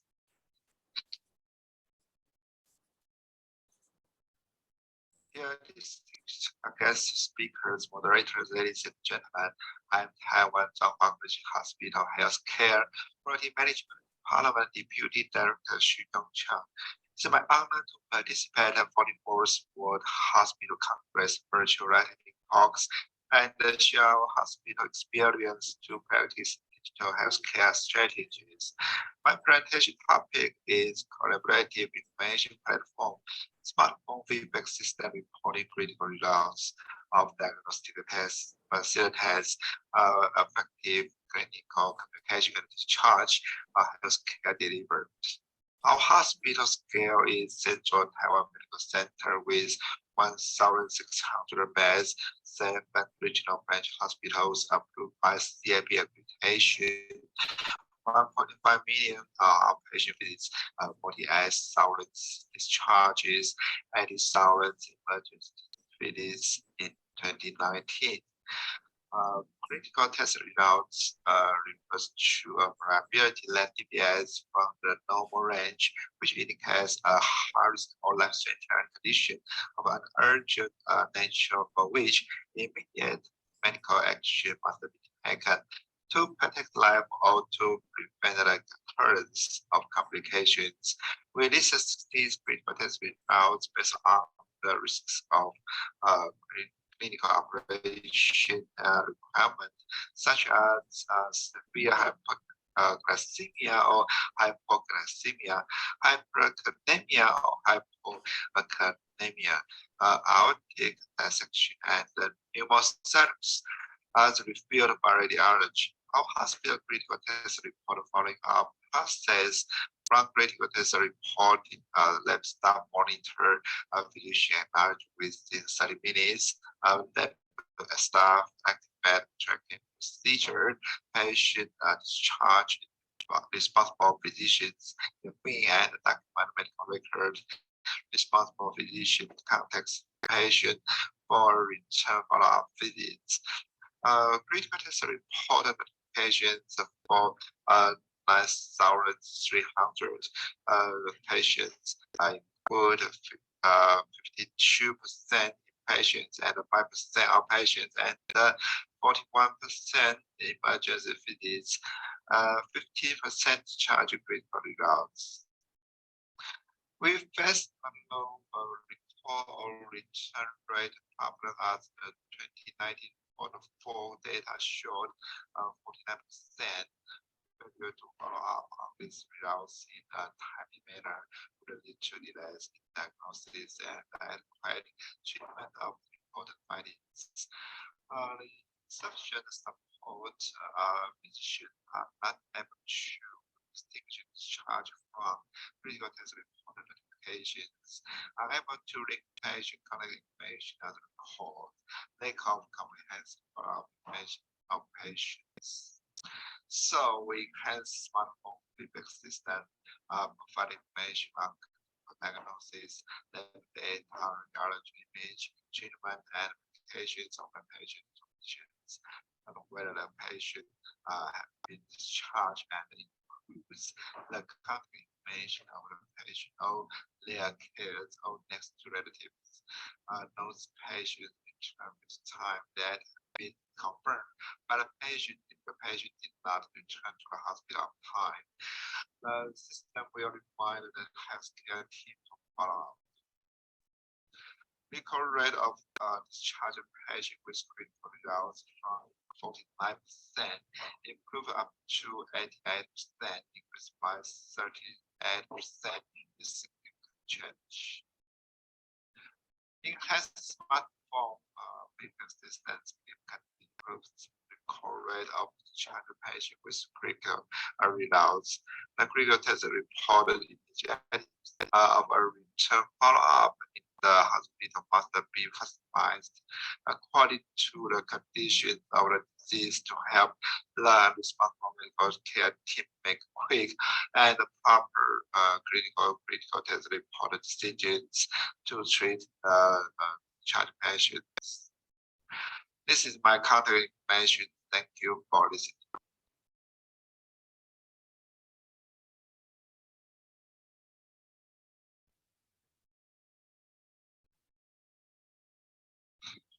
Hello, I'm Peter Luffman, and I'm here with Adriana, who's going to present to you a new way of looking at quality and safety and learning in the digital age. And we want to show you how you can achieve high performance for healthcare policies in this digital age. Over the next few minutes, we are going to present to you the Medicare app, which is a way of looking at healthcare in a different light. The challenge for quality in healthcare could be twofold. Firstly, how can one implement standards for quality and safety in healthcare in an age that's now digital and has become more digital in the post-COVID era? And secondly, how do we change our health policies and the medical culture to implement these policies to facilitate quality in digitalization? Now, we have started this in the pre-COVID era, but it's become more important now as we realize that healthcare is not going to be delivered in the same way as before. So we think we have a solution here that can make a difference for us in the future. Now, if you want to have good quality healthcare, one requires standards, and the international standards by ISTRA have been adopted in many countries and therefore need to be applied. In order to get engagements and apply these standards, we think you need to combine it with e-health and e-learning. That means that while you're applying standards, you are continually learning.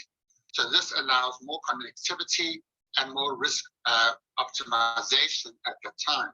So the framework for this is the ISPRA accreditation standards, and the Medicare app integrates management, integrates learning, integrates of standards in a seamless way of connectivity and automation. The automation of this makes it so easy that people can do their standards and their work at the same time. So 4 elements here there are: digitalize the medical system and processes.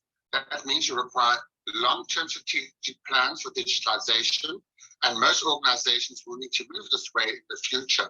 There's a lot of evidence that this can improve quality. This will enable real-time assessment. That is so important that we don't look past time, but we rather look at real time with integration of learning with the assessment. We then need to facilitate risk quality management, which is very important. And this has been shown to achieve very good results in Romania, and therefore could be applied anywhere in the world. It's not a one-country solution, but it could be a solution for any country. So really what we want to show is how this has worked to optimize the management of documentation in the medical and support fields. This allows for e-learning, which is very important. It's often been separated from standards.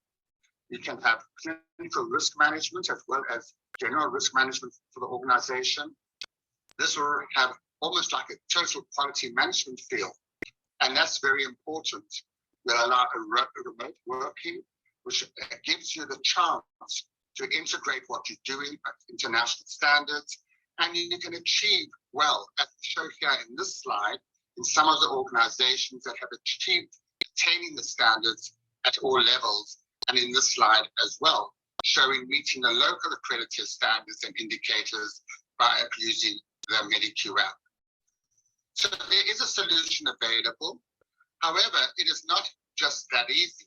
You need to have leadership, you need to have people wanting to make changes, and you have to meet the needs both of the clinicians who want to treat patients, as well as the managers who need to manage the organization, and the external evaluators who want to ensure that quality is met.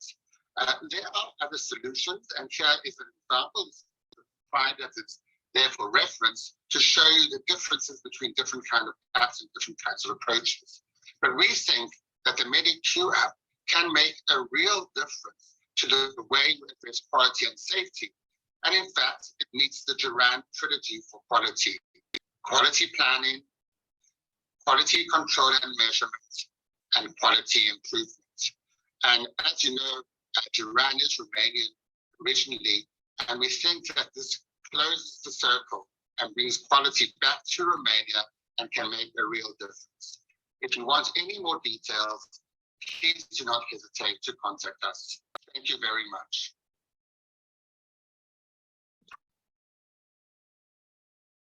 Good morning. I'm Dr. Chen Ho Li. I am here to present our study titled Understanding the Acceptance of Outpatients of Chinese Medicine in Using the Medical Assistance Information System by Applying Technology Acceptance Model. This is an overview of our presentation. First, the study was a modified technology acceptance model. Second, the patients or their family can use MAIS to self-report to physicians. Third, the TCM physicians can use the information for the diagnostic methods of inspection and interrogation. In this study, we want to understand how the MAIS can help both the patients or their family and the physicians. If the patients can use the MAIS to self-report to the physicians, it will be greatly improve the communication between the two parties. And during the COVID-19 pandemic, this becomes more important. This study also explains how the TCM physicians can use the information as assistance for the decision-making. That's on the core value of patient-centered care when we try to incorporate the digital technology into the clinical setting. It is important to consider the patient's acceptance of such system and their participation in the medical decision-making process. That is why, with this cross-sectional study, we want to understand, first, current status of patients' use of MAIS. Second, acceptance of system use. Third, and the satisfaction of the system use. 237 questionnaires were collected and the data was analyzed. This is our research framework. We hypothesized that the current status of patients' use of MAIS, acceptance of system use, and the usage satisfaction of system will be all affected by demographic data and the conceptual knowledge of system usage. Since the last few decades, there has been great interest in bringing the technology into healthcare, and from our study results, we found the following. The age affects patients' intention to use the system, which concurs with previous studies. Second, users are satisfied with the functions and expected benefits provided by the system, and this can also improve the quality of medical service. Third, the results reveal three factors will significantly affect the user satisfaction. They are perceived user usefulness, behavior intention, and actual use behavior. Last, the result of past analysis also show that perceived usefulness is the most important key influencing the use of the system. We hope our study can contribute to our healthcare community to understand that since perceived usefulness is the key factor for the patients to actually use the system, the managers and doctors should focus on how to let the patients realize and understand that the MAIS can assist the doctors and the patients during the medical consultation. Second, the system can help the TCM physician to obtain the information necessary for the diagnostic methods of inspection and interrogation, which is essential for appropriate decision making. Last, to achieve the goal of a smart hospital, the AMAIS is actually useful, and the managers should apply the concept knowledge of continuous quality improvement and consult with the clinicians for the functions necessary for future system enhancements. Thank you for your lesson.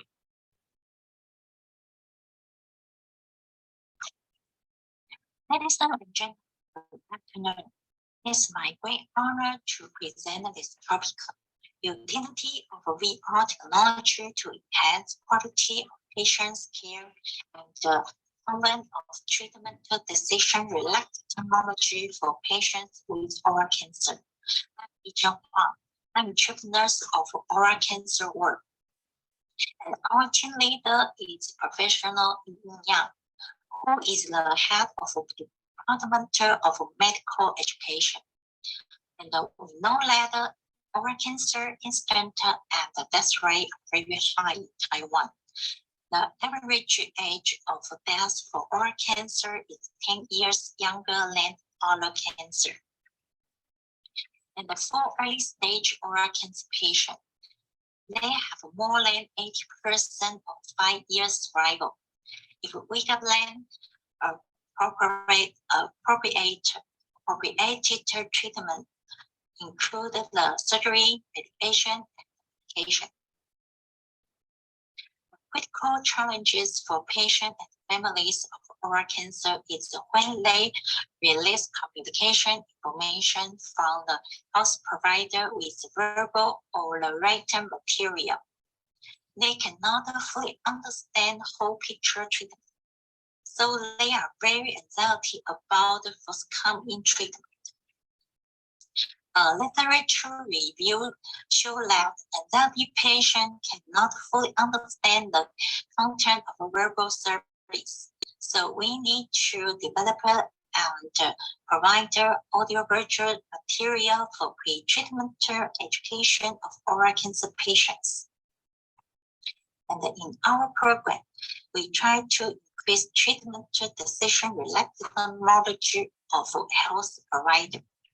In our study, we compare the written and VR educational material, and also we corrected with some game elements our VR program. And we know that there are foresee advantages of VR material, including the compatibility, sound, cover, and consumption. Our study focuses on improving competence, familiarity, satisfaction, and reduce the anxiety for both of health provider and oral cancer patients. In our study, we have 2 stages. There are developmental phase and implementation phase. And this is child of planning. The program is also still continuing. In our study, in addition to have set up a computer-based VR training material, we also develop a smartphone web-based VR material for the oral cancer treatment. And about the smartphone feature, there are advantages, can use the practice quickly, no limitation of time and space. So in the mentorship program, we include the VR material with game elements. After our intervention, most of the patients and the families agree that VR material increase preparing for stunning treatment of oral cancer, and they are willing to recommend the material to others. Patients are particularly satisfied with VR materials are very accessible and friendly. Our intervention, the Monster Health provider also agrees that VR material increase education interest, care knowledge, and skill. In summarized outcomes of our project, we have a main of 3 goals. The first one is establishing a progressible model of bedside training of patient service skills of healthcare professional in oral cancer work. The second is develop user and environmental friendly VR materials. And the last one is prepare healthcare professionals to provide effective pre-treatment service. Thank you for your attention.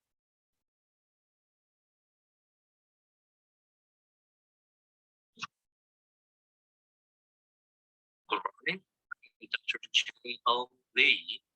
I am here to present our study titled Understanding the Acceptance of Outpatients of Chinese Medicine in Using the Medical Assistance Information System by Applying Technology Acceptance Model.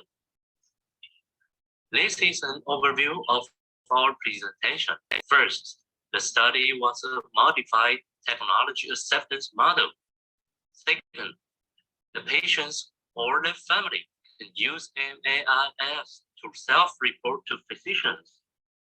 Third, the TCM physicians can use the information for the diagnostic methods of inspection and interrogation.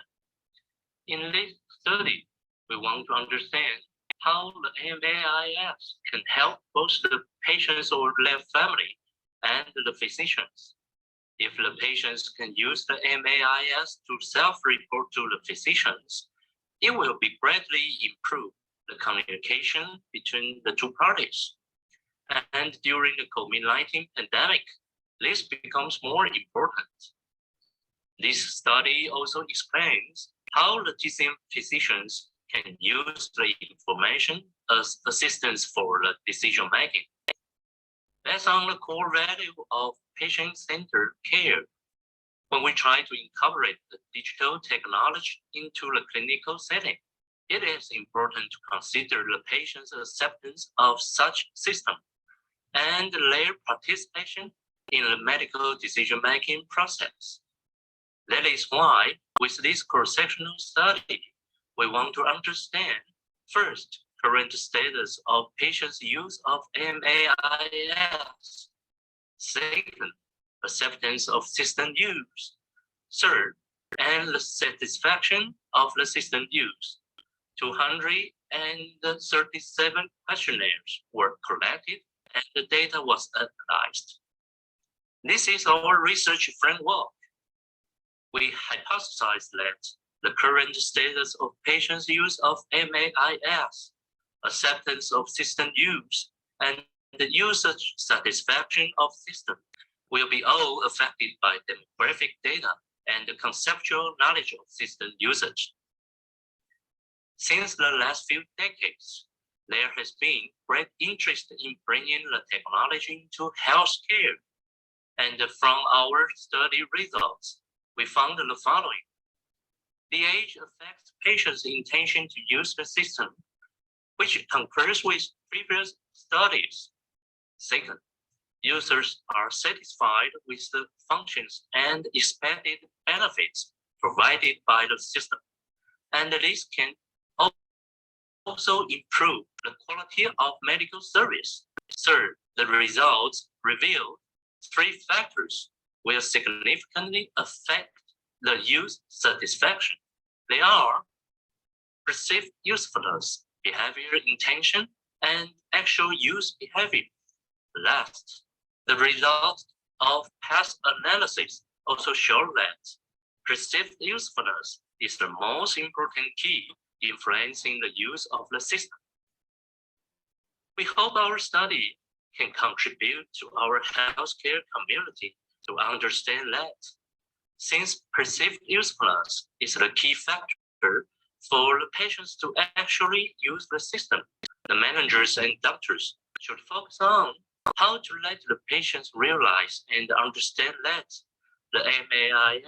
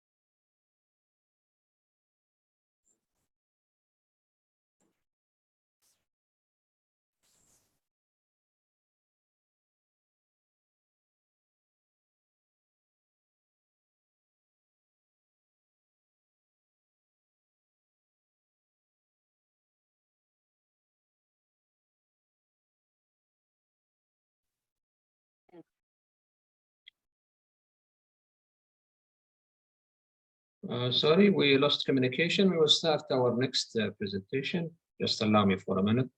Dr. Hafiz Iqbal, are you around? In the online, okay. Oh, yes. Sorry, I couldn't really catch you today. So, Dr. Hafiz Iqbal, you are welcome to join us for today. Okay, no problem. If you allow me just 1 minute to introduce you. Okay. 1 minute, please.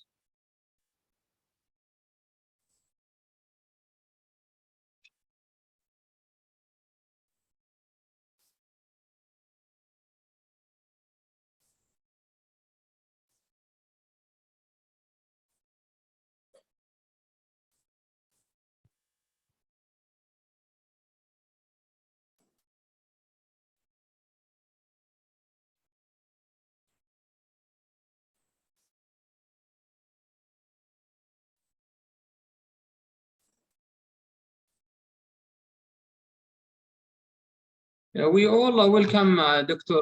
Hafiz Iqbal, who is an assistant professor in economic and Bangladesh from Government Edward College. Dr. Hafiz is a well-known professor working as a visiting lecturer for research methodology, Bangladesh, and also he was working in as a consulting experience in many locations. And he get his PhD doctor in 2009. He get a lot of certificates and a lot of research publication. He is well known, and his scientific activities including editing books and publication and high impact factors. Also, he was a president in many conferences. Thank you very much, Dr. Iqbal. Please proceed and start your presentation.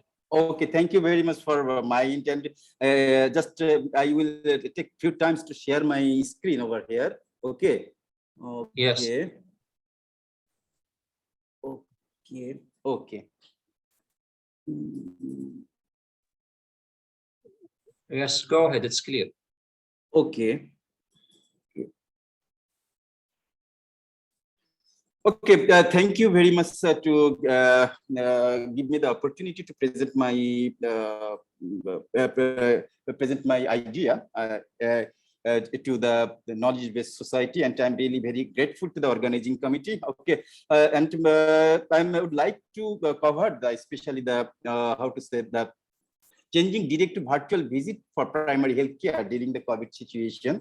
Okay, and it is basically focused on the Bangladeshi case studies. Okay, and maybe just I heard a lot from the previous speaker. Okay, they frequently speak the advantage of the telemedicine and some sort of the also the challenges also. But here in Bangladesh, we face still the challenge because we are not capable enough to cover all the internet facilities. So and most of the people are the illiterate. Okay, maybe we'll get a clear picture. Okay, regarding this issue in my presentation. Okay.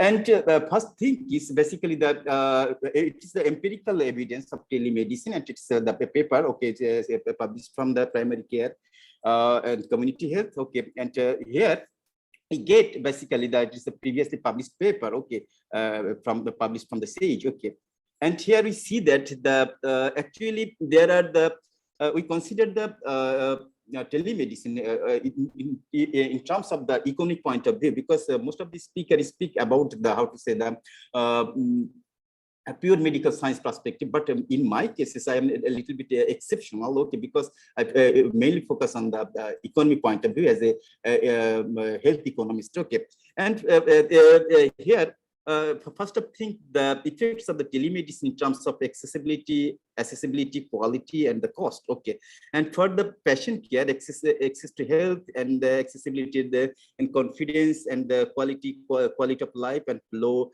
transfer cost. And for doctors, access to data via ICT. Okay, and the accessibility, utilization, quality of life, and the low displacement cost. And for hospital, better offer, and accessibility, well-being, and quality, good health, and the low and cost perspective, we can say that low health care cost. And for the state, better access, support to telemedicine, quality coordination, and the cost control actually. And in this study, we use the payment, especially how much we monetize the healthcare facilities under the provision of the telemedicine. And then the sample selection, basically when we make the treatment, okay, treatment for the patient, we need some sort of the blood, or the blood, or the urine, or something like that. Okay, this is the sample. And medicine delivery to home, because just delivery to means that actually the older people just say the telemedicine center, okay, I need this sort of the medicine immediately. Could you help me to provide medicine or deliver medicine to my home? And then the online capitation on the online prescription or the suggestion, okay, direct to the through the how to say the ICT, provision of ICT, or the monitor, or the smart laptop, or the cell phone also. And the blood pressure and the glucose measures at home. And this is this sort of most of the cases, all the things are the very significant, because in the we are the economists, and we also consider the cost and benefit analysis, and of course the cost effectiveness and the impact analysis also. Okay, and after that, in the we suggest here the 3 months option, the telemedicine service, 6-month option telemedicine service, 9-month option, 12-month option, and the aggregate option. Okay, and here all the category, yes, we get the very fantastic results, and the patient or the recipient, actually, especially the older people and older guys, okay, and get the good perception regarding the telemedicine services or something like that, and they would like to pay something. Okay, just if the service provider would like to add some monetary value, of course they will pay, because they need some sort of the support or something like that, because actually the older people has no more ability to move easily from here to there or directly to the hospital. Okay, then another study, the empirical evidence of telemedicine. Okay, it is another part. Okay, the disparities of health services for the poor in the coastal area. It is published from the Routledge in the United Kingdom. Okay, this is also written by me, conducted by me, and especially focus on this paper, the economic valuation. And of course, in this paper, we also get the telemedicine. Always every patient, because telemedicine make a bridge between the urban hospital and the remote area or the coastal area, and it is possible to get the healthcare services, especially the primary healthcare services, under the provision of the universal health coverage. Universal health coverage is, the little bit the different concept or idea, but the people perception under this provision, okay, they get the telemedicine services under this provision. Okay, and here is some sort of the capitation and the telemedicine, Medicare, social health insurance, and Medicaid provision. Okay, and under this, they also strongly suggest that, okay, just maybe, and all the telemedicine is the most potential contributor to the universal health coverage. Okay, this is the important indicator of the telemedicine or something like that, and telemedicine is obviously a very important or significant role to establish the telemedicine services or the well-being for the people, and especially the older people. And here is actually the scenario of the old age population. The older people increase day by day.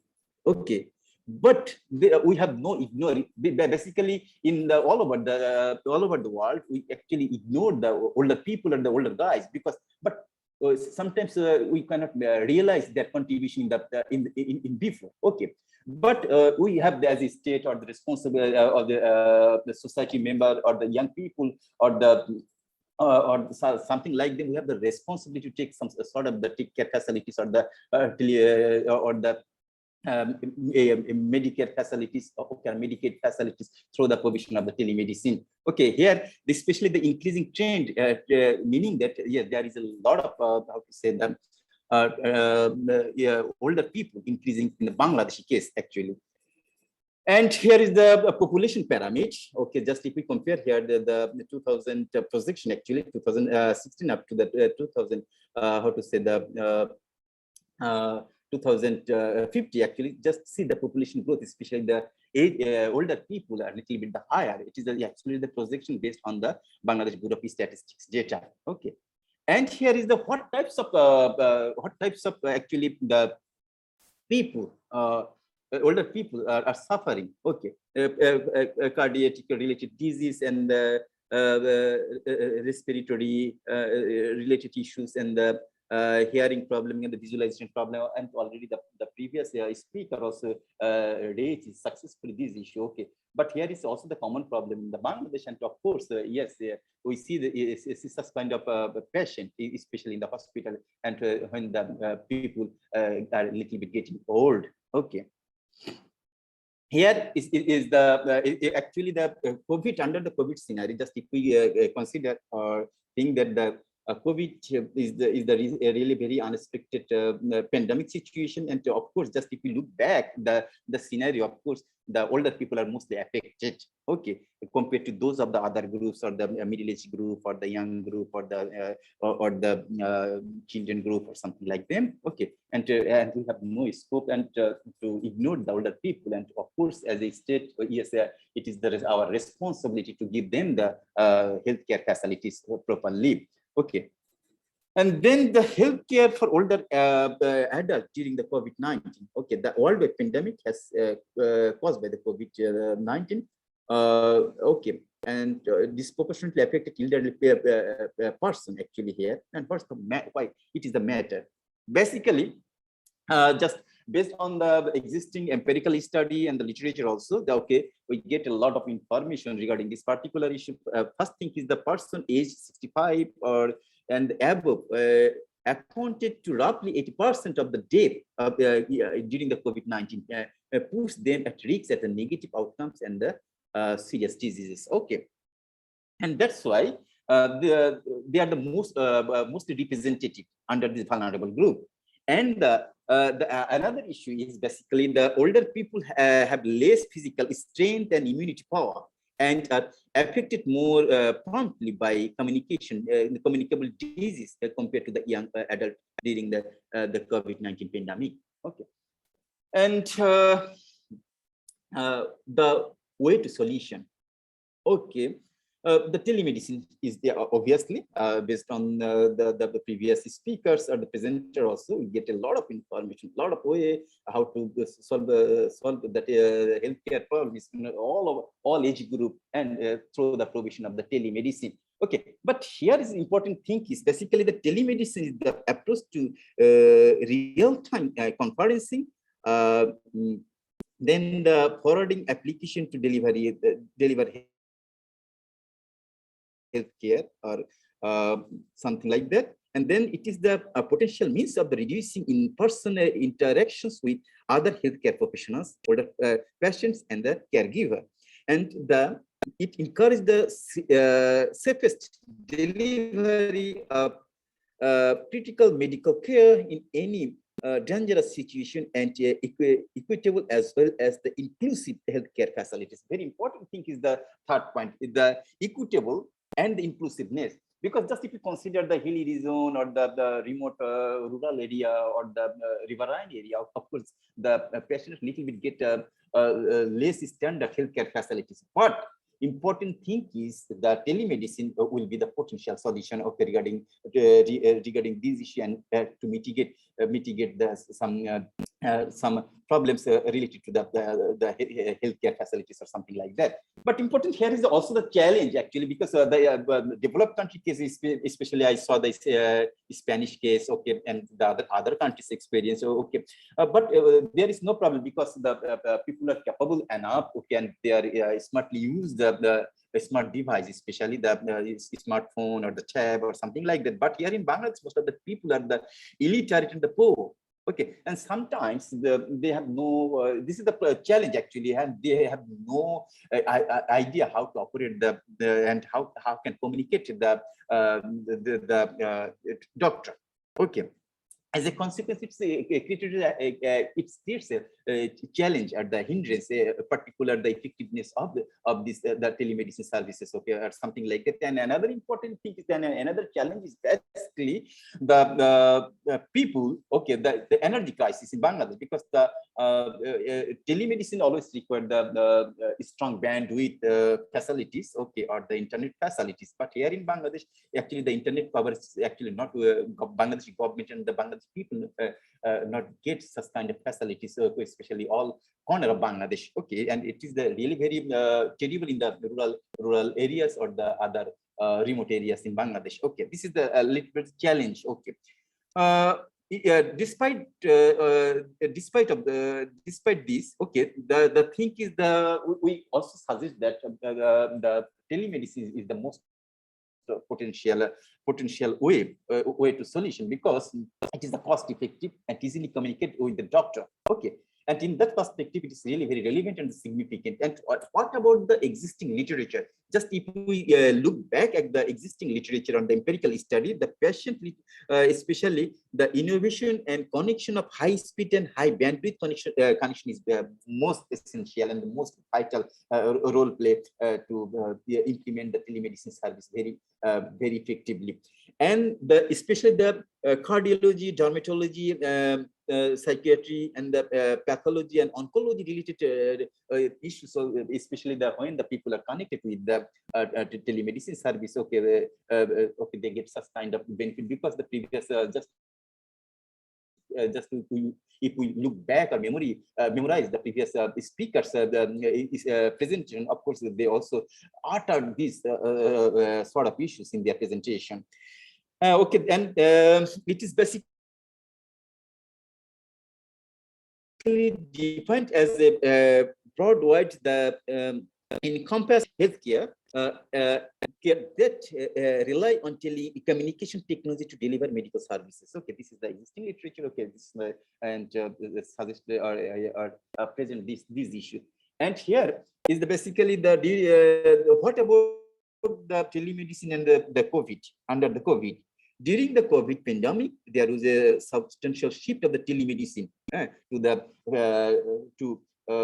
telemedicine. Okay, and people especially during this pandemic situation, people really desire telemedicine services because the movement restriction was occurred during that time. Okay, and through the COVID-19 pandemic, telemedicine became a significant gateway. Okay. It is really very significant the issue, and then in COVID-19, the care of older individuals was highly acknowledged in terms of the service and then the outcomes of the telemedicine, and enjoy the telemedicine programs very promptly and very significantly. And because COVID-19 primarily affect the elderly person, most health care practitioners have shifted to clinical care via the phone or the virtual visit, video visit. Okay, that's why the telemedicine has a really very important contribution, not only the COVID pandemic, but the other natural hazards like the flood, like the upcoming hazard, especially like the floods or the unexpected hazardous situation or the earthquake or something like that. Okay. Then the policy related, especially the US central government successfully implemented, especially the more emphasis on the telemedicine to get provide how to say the telemedicine service during the COVID time. And of course, like the USA, UK also introduced the telemedicine service, okay, through the provision of the health insurance or something like that. And then given the telemedicine rapid expansion and the success, it is critical to change the legislation to agree for the long-term investment in telemedicine-based healthcare program. Yes, very important issues, especially in this literature raised here. It is the government commitment is very essential. Okay, and just if the government commitment will not strongly, okay, it is not possible to implement the telemedicine very promptly and very smoothly. And according to the Hilliard, okay, the encouragement for politicians and additional broadband access are required to enable adequate telemedicine-based healthcare services. Of course, it's this literature give more stress on the internet facilities and on the internet speed facility or something like that. And now the question, because just I already had told you that I'm the health economist, right? And of course, just when basically the theory of second best, okay, it is the very famous welfare theory in the economics, especially when the traditional approach failed to provide or the ensure the well-being or something like that. Of course, we have the second option. Okay, and during the COVID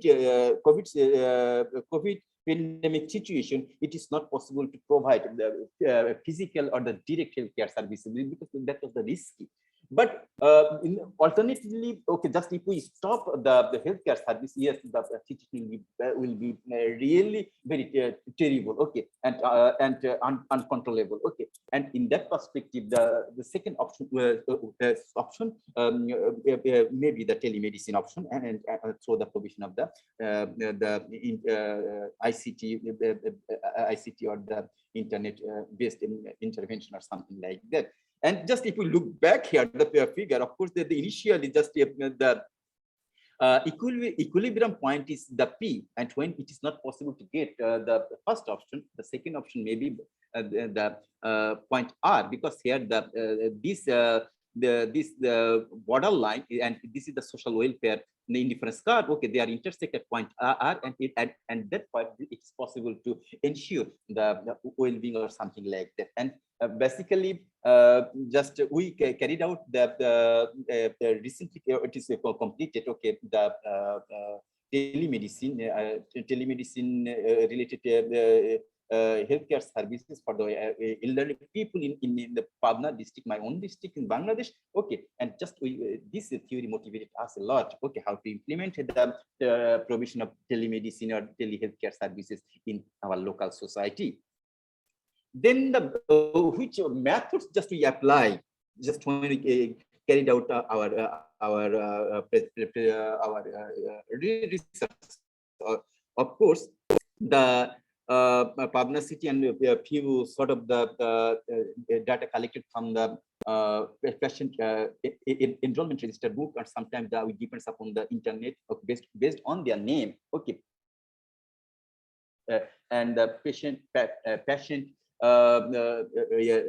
names record from the register, we can because they maintain the email and the cell phone number, we directly mail and request them to follow this specific questionnaire through the Google form. Okay, we get the fantastic result, and hopefully in the next slide, just I will show this sort of the result. Okay, and here we consider because the lab age limited and the Shimla hospital, they are very big hospital, especially in this district, and that's why we consider the patient of these two hospital. Okay, and most of the patients are the older people, and here is the respondent characteristics, just age 68, the average age. Okay, and then the gender, male, female, just male is male was the dominate. Okay, in the demographic pattern and the educational cadre, the attainment we also show there, and the perception of telemedicine, a positive notion, just 40.38%, negative notion 26.38%, and the indifferent or the people who are lies on the ambivalent zone. Okay, only 32%. Okay, this is that patient's perception. Okay, and we also considered some sort of the qualitative and the quantitative research. Both are we applied to get the people's perception, like, and what types of telemedicine service they want. Okay, and what is the impact? Okay, for further betterment in the healthcare. And just to we use the especially the some sort of, because this is the not the how to say, the sample size is very was very low, not the high sample size, and that's why non-parametric, some sort of with non-parametric mean Whitney test we just apply to get the result. Okay, and after that, yes, we covered the sample collection, because the empirical studies suggest a lot of attributes and the variables, but we only consider very selective based on the people's perception, sample collection from the household, and blood pressure measure at home, prescription for the patient given by the doctor, and these are this literature just very four attributes and the variables just we consider to measure the or assess the impact or something like that in the telemedicine in our society. Okay, then basically our proposed attributes, okay, all are significant based on the estimator of the main Whitney non-parametric test, and you also apply the chi-square test, and chi-square test suggests that yes, there is a strong difference between the so-called physical visit and the telemedicine healthcare. Okay, we get such kind of result, and but few respondents replied through the email that virtual visits serve the same primary healthcare as a regular physical visit. Despite the effectiveness, few respondents replied over the telephone that older people have less interest in the computer literature. Such a lack of interest in computer literature may hamper the telemedicine for primary healthcare during the COVID-19 pandemic. And this is the conclusion part. Actually, the thing is very easy, because we just depend based on our estimated result. just to suggest a few attributes, okay, and especially the sample collect from the household, okay, through the telephonic conversation or through the email, okay, medicine delivery to home, and then the glucose measurement at home, prescription for drugs for older people, and these are the this should be incorporated in every telemedicine practice services. Okay, and because all are the significant over here. And that's all. Just if you have any questions and the suggestion, okay, please don't feel hesitation and let me know. Thank you very much, and thank you the organizing committee to give us such a great opportunity to present my idea, present my thought, and I really very grateful, grateful this knowledge-based society and convey my salam to this society. Thank you very much, and have a good day. Thank you. Thank you very much, Dr. Iqbal. It's really a nice presentation, and it is important really nowadays to discuss the economy and to discuss the financial aspect, to discuss different aspects of telemedicine and telesurgery from all aspects. But from your perspective, being an economist, and do you think that, because this is actually the main purpose of this meeting, do you think that the telemedicine and telesurgery in the coming 2 decades, do you believe that it's going to evolve? Because this is really my important question for all speakers. And if it's yes, that question, what would be the area that you think it should require more attention and investment? Okay, very nice and decent questions raised from your end. Okay, yes, of course.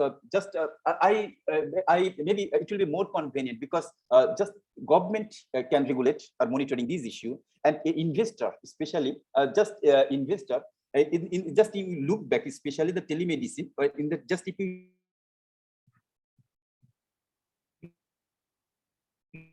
look at the traditional market, there are the 2 sides, especially the how to say, the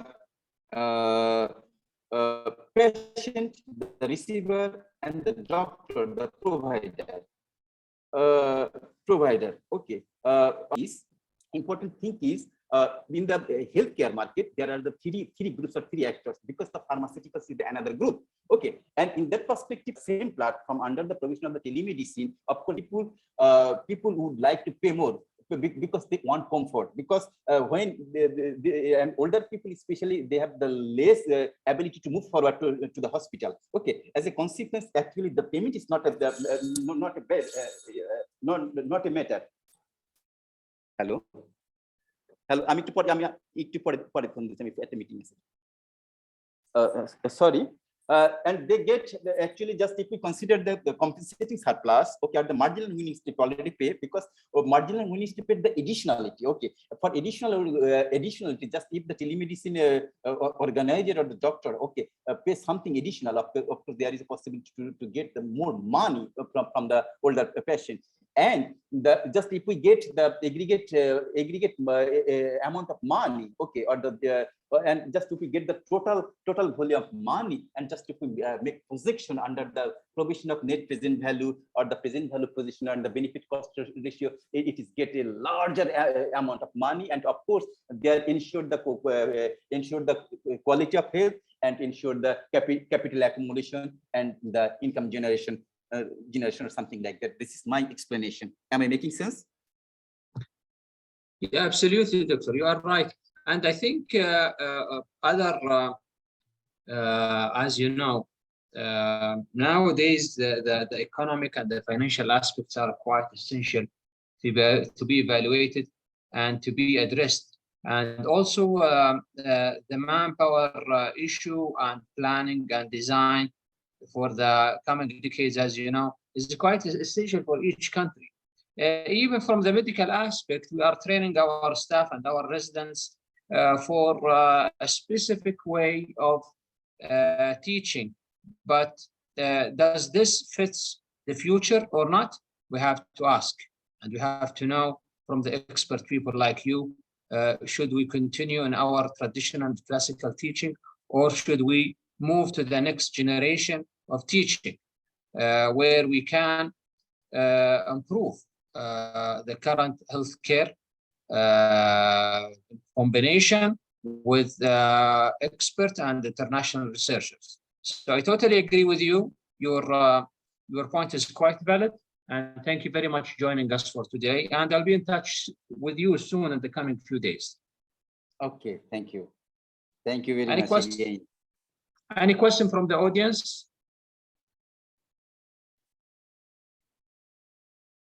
Thank you very much, Dr. Iqbal, being joining for us today, and I'll be in touch with you soon. Thank you very much. Okay, thank you. Thank you very much. Okay, bye. Bye. Assalamu alaikum. Assalamu alaikum.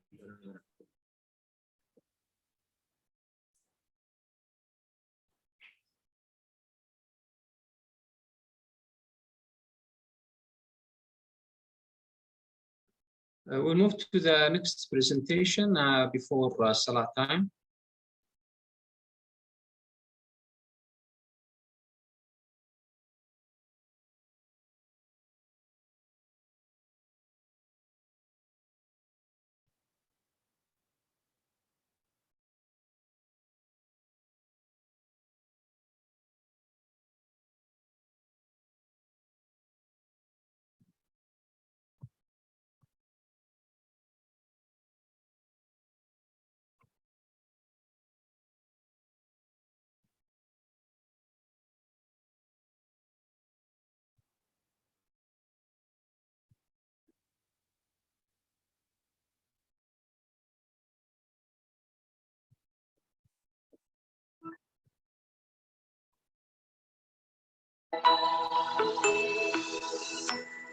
So today I thought it would be a great idea to cover how do you implement surgical remote monitoring? What are those steps that need to be in place? What do we need to think of as an organization before we implement a technology partner? And then after it's been implemented, what do we do to ensure its ongoing success? What do we look for in terms of early success, and how do we continue the program long term? I think it's a really important topic, and the idea I always go back to is if you, let's say you go on PubMed, right, and you look up research papers on remote patient, you're going to find a mix, right? You're going to find some papers that say remote patient monitoring dramatically reduced readmissions, and you're going to have others that say remote patient monitoring had no effect on outcomes. Even though if you read the methodology and the interventions, the technologies kind of sound the same on the surface. And I think the reality is that execution really matters to get an outcome. I mean, frankly, two different organizations can have the same technology, but one that executes well in the implementation can get fantastic outcomes, and the other, who faces a lot of challenges in executing properly, is not going to have a change in outcomes, even though the technology is the same. And that's why you get these papers with variable results, even though the intervention sounds almost identical. And so I think it's a great topic to show, hey, you know, now that we're doing this for over 8 years, what have we learned along the way working with lots of healthcare organizations in terms of best practices for actually making this sort of initiative successful? I think it's an incredibly important topic. And so today I want to focus the discussion on implementing surgical remote monitoring. So obviously remote patient monitoring extends to pretty much every patient that is going to be at a hospital or clinic, even for that matter. But today I do want to focus on surgical remote monitoring. So looking at the surgery department, how can we best utilize technology to help us prioritize surgery as we restart surgeries and as we get patients back into elective cases, but then also how do we leverage the technology to, like you said, improve outcomes, and what are those nuances that maybe some of these papers are not going in depth about? Yeah, and the thing I'll add is that I think surgery is a particularly interesting topic in the time of COVID, when you're trying to maintain your services, but kind of minimize patient time in hospital and have safer, earlier discharge for surgery. And the neat thing about elective surgery in particular is that you can be very organized, strategic about actually planning your remote monitoring program around that whole elective experience. You know, you can educate a patient earlier on the journey that you're going to have this initiative, right? Whereas for a lot of other non-surgical experience, let's say a patient was admitted for an exacerbation of their heart failure, they weren't expecting to get remote monitoring at all. So if they're a discharge, you're trying to put them on this program, that could be maybe a challenge. But with surgery, you can use remote monitoring pre and post surgery and have a much more seamless, streamlined patient experience with the platform as well. So there's lots of, I think, reasons why, especially during COVID, surgery can be a really great use case to get big benefits of remote monitoring. Yep, absolutely. So first, I think let's just cover so that our audience knows what we're talking about. What is surgical remote monitoring, or what is a surgical remote monitoring solution? And the way I would describe it is it's technology that transforms a patient's own device into a virtual companion, basically guiding them from, like you said, preoperatively, so it could include prehab, for instance, all the way through post-op recovery. So from, let's say, it could be as early as 30 days before the surgery or even longer, to, let's say, 30 days post-op while they're recovering. So it's providing them evidence-based, surgery-specific pathways customized for the actual protocols of the particular procedure. And it's enabling patient monitoring symptoms post-op. So looking at pain levels, incision photos, things like that, while supporting the patient with ongoing education. So this education in the pre-op stage is obviously important to get them ready for surgery and prepared. And then in the post-op stage, it's meant for self-care guidance, educating them along. And if there is a risk or a symptom that popped up saying, hey, this needs attention, then it also has the ability to generate those flags for the care team and also let the patient know what they need to do if maybe escalation is needed. So triaging the patient to the right providers. I mean, Alan, maybe just to unpack that, just to make it a bit more visual. So so this would be like, imagine a patient is going through a total knee replacement. So preoperatively on their phone, on their tablet, or even through their web browser, let's say a week before surgery, they would get an alert saying, hey, it's time to stop your blood thinners. Or, the night before surgery, they get an alert saying, hey, here's the time to start your pre-surgery chlorhexidine wash. Tell us if you've done it or not. Here's education on why you should do it. And then, post-op, let's say they're in hospital, she gets another alert saying, hey, it's time to mobilize today and here's how to do your physiotherapy exercises. And then when they go home, they can be prompted to track their symptoms, recovery issues, right? So patients can be prompted to track what's my pain level, take a photo of my incision through my phone, send it to my nurse, catch an infection earlier. And you're saying the nurse can have, let's say, a dashboard on their browser showing what do the pain scores look like since the patient's gone home, what does their incision photo look like, and they're able to kind of flag those issues much faster and then not only manage patient issues as they come up and prevent a readmission or an e-visit, but the fact that they have this connection now means that the patient, the provider can say, hey, you know what? You could have a same-day total knee surgery during COVID because I'll see what's happening to you the first day you go home through this platform. Yeah, great explanation. And you've already alluded to it, but obviously the technology has the ability to lead to improved outcomes like reduced cancellations, even length of stay, like you're saying, with the same-day discharges, confidence to inspire, patients can go home early because they have the right exercise videos, they have the right education, and they're connected to our care team. We're monitoring everything that's happening with them.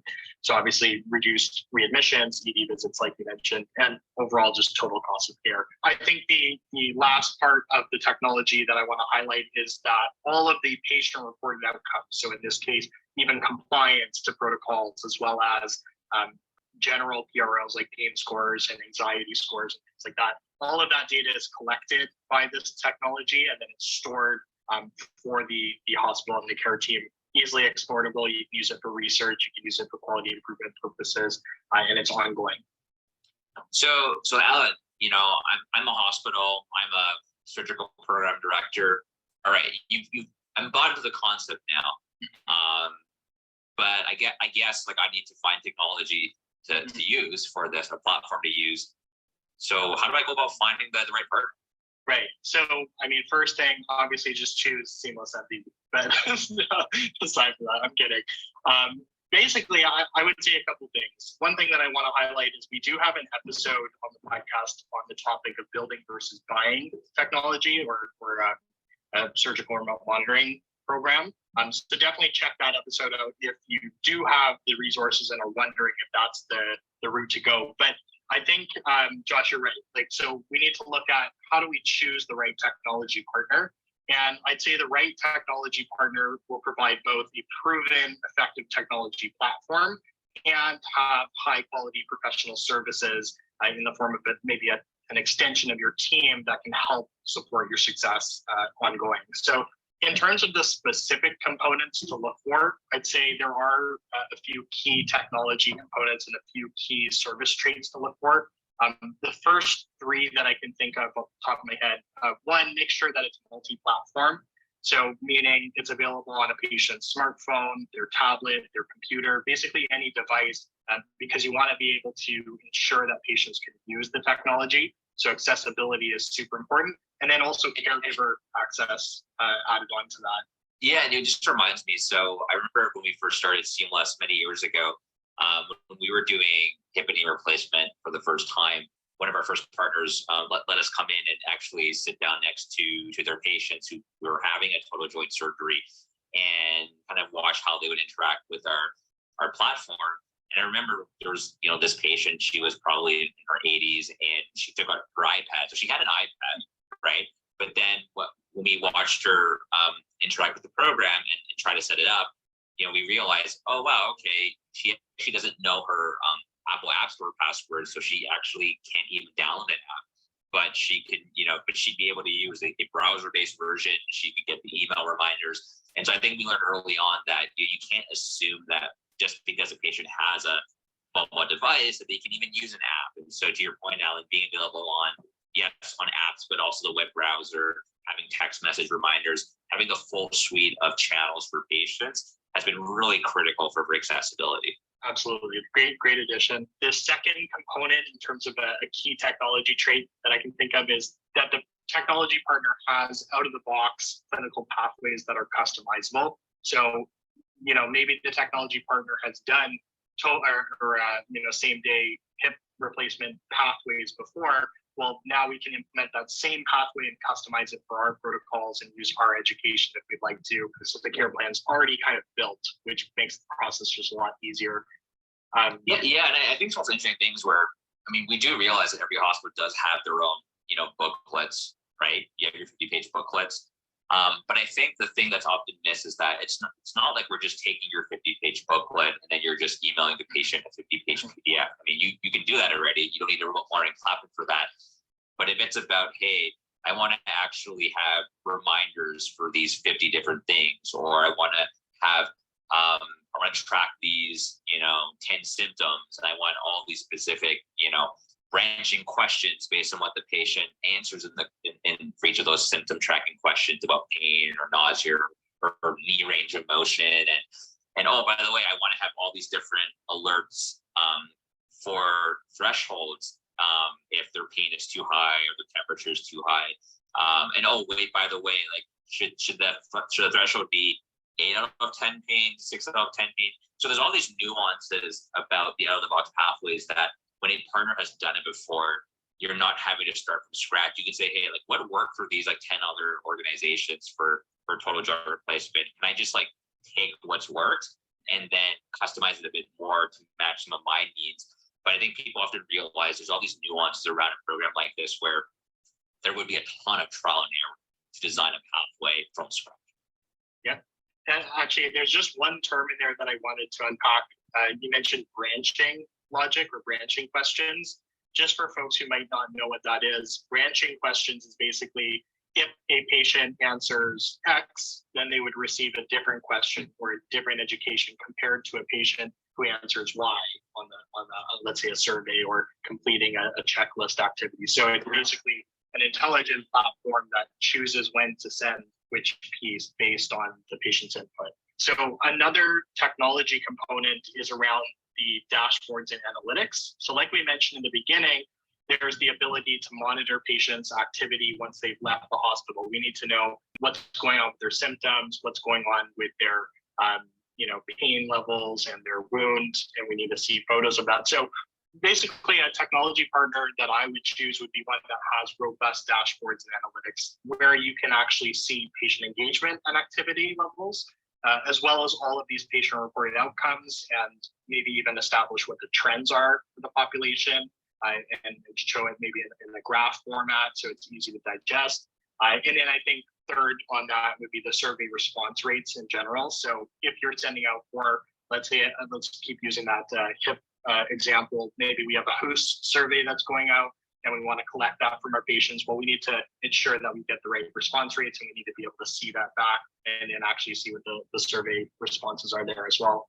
Yeah, this goes back to the whole build versus buy thing, because there's all these nuances around clinical workflows, and how should a notification show up for a provider, or what amount of information do they want in a notification? What are those care coordination tools around flagging patients, starting issues, all these little things that we don't think about, but then take years of iteration with frontline staff to figure out what's the right way to enable remote monitoring of this data in a way that fits the clinical workflow, which if you're doing from scratch, again, you're just trial and erroring it. And then, to be honest, you can frustrate providers if they feel like they're the guinea pigs having to figure this out for the organization. So that's, that's the trade-off if you don't want to go with a vendor who's done it before. Right. Yeah, absolutely. And I think going off of that, with a vendor who has done it before, you should be looking for strong clinical evidence. So they've done it before, but they've also done it successfully, and it's actually had an impact on outcomes. So looking at the clinical evidence that the vendor has, as well as customer references. So you can't always just rely on what the vendor is saying. It's in their best interest to try and get you to use the product, but actually speaking to their customers and looking at what their customers have said online or various panels and presentations, I think that's really important as well. Oh, it's huge. And part of it is how similar are these other organizations and those case studies to what I need done in my organization. So I'll give you an example. And by the way, this really became real for me when I had to be in a similar situation for picking a new vendor for our company. So, we went through a recent process where we're just getting a new professional services firm for part of the company. And big thing for me was, okay, but, we're a software business. Do you have another customer that is, or two that is like me? So I know you understand our needs. And they were able to mention, oh, we work with this other healthcare software company. And I knew the CEO of that company. So all I did was, I emailed him saying, hey, I don't need to call with you, but just tell me out of 10, how highly would you rate your experience working with that vendor? And he was like, oh, 10 out of 10, absolutely happy to talk to you if it helps to give me more info. I'm like, no, I don't need to call. I just really want to know, okay, because I know you're like me, right? Your company's like our company, and you're saying they were able to help you with this. That just gives me enough to be like, okay, I have enough social proof, someone I trust. Whereas, if they didn't have anything, I'd be like, I'm not so sure if I want to look for another vendor. And then to your evidence point, it's really important because again, there's a lot of products out there that I've seen where, the screenshots look great. It looks like you have some great engineers and designers, and the platform looks like it has functionalities, but has it actually worked for anyone? Has it driven an outcome? Because I can tell you, there's a lot of really cool looking software applications in healthcare that, for whatever reason, there's no outcomes. And it makes you wonder, well, what are we getting into here? Is it proven? That stuff matters. Yeah, that's a great point. And I think that also speaks to how the product is implemented, which is another point in the criteria. Two other technology components that I just remembered. So the first one, it's kind of table stakes at this point. Actually, both of them are, but having a strong EHR integration engine. So being able to actually integrate with the existing electronic health record or electronic medical record. Obviously, that's very important for keeping things consistent and in one place. It could be enrolling patients from the EMR. It could be viewing these dashboards back within the EMR. It could even be on the patient's end, accessing the platform through their patient portal that they're already using with the hospital. So all of that is very important. And things to look for in terms of the vendor partner is, do they have relationships and have they actually integrated with those electronic medical records in the past? So a good example is with Epic, they have their App Orchard program. And so is the vendor partner actually on the App Orchard? Can they integrate using the newest frameworks? And same thing with Cerner, they have their code program. I think Allscripts has a program as well, and Meditech, and all the major players in the EHR space have their developer programs. And so just make sure that the vendor partner that you're choosing is associated with them. Oh, it's a great point, Alan. I mean, I'll be honest, like I've seen lots of companies.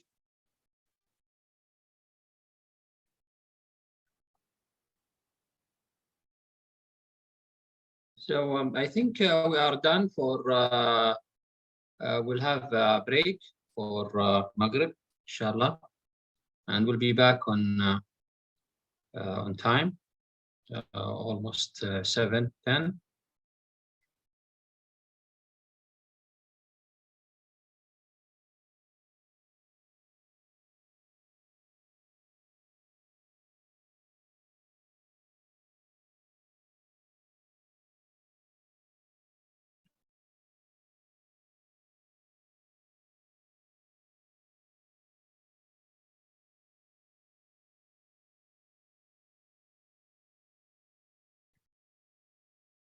Hello, Dr. Sajak, are you available? Yeah, I'm here. I'm here.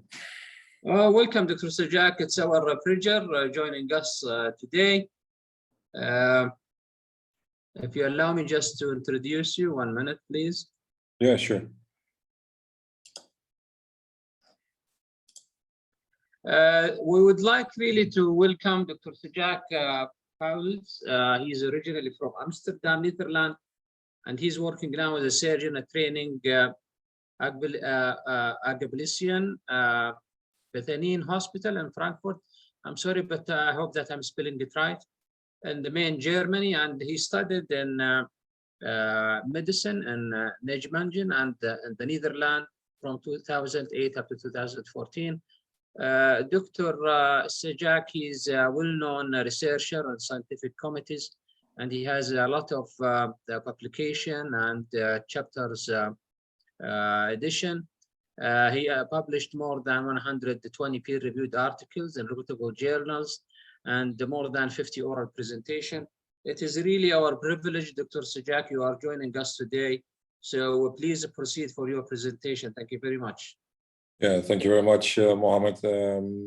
Thanks for the invitation. Hopefully I can share my screen. You can say, or I think you can see my screen now. Yes. Yeah, of course. I'll start my presentation. Yeah, thanks again for the invitation. It's been a while. I've been asked to talk about the evolution in telemedicine, e-health, and related aspects. I said I'm a surgeon in training. I actually moved to Krefeld in Germany, and I'm now working at the Helios Clinicum in Krefeld. And as said, I'm originally from the Netherlands, from Amsterdam, worked in several ICU and surgery departments, and been, yeah, scientifically active for at least the last decade in various fields, among them telemedicine. Let's see. I've no disclosures related to this talk, and yeah, the topic I have been asked to talk about is evolution in telemedicine, and that's exactly a very, very difficult topic, and even if I've got all the time in the world, I still cannot put it all together in one presentation. What's the point is that e-health, electronics are everywhere. Your mobile phone, internet, websites, apps, digital charts, electronic healthcare software, and so on, basically. So every part of this are, yeah, actually part of the electronic healthcare, electronic health or telemedicine, how do you want to call it? So as I said, computers, apps, mobile phone applications, also healthcare digitalizations in terms of teleconsultations during the COVID pandemic, apps that can show or can look at certain wound aspects, and many more. So it's basically everywhere, and as I said before, a majority of the terms are used interchangeably: telemedicine, mobile health, mHealth, eHealth, electronic health, etc. I actually found this picture in a German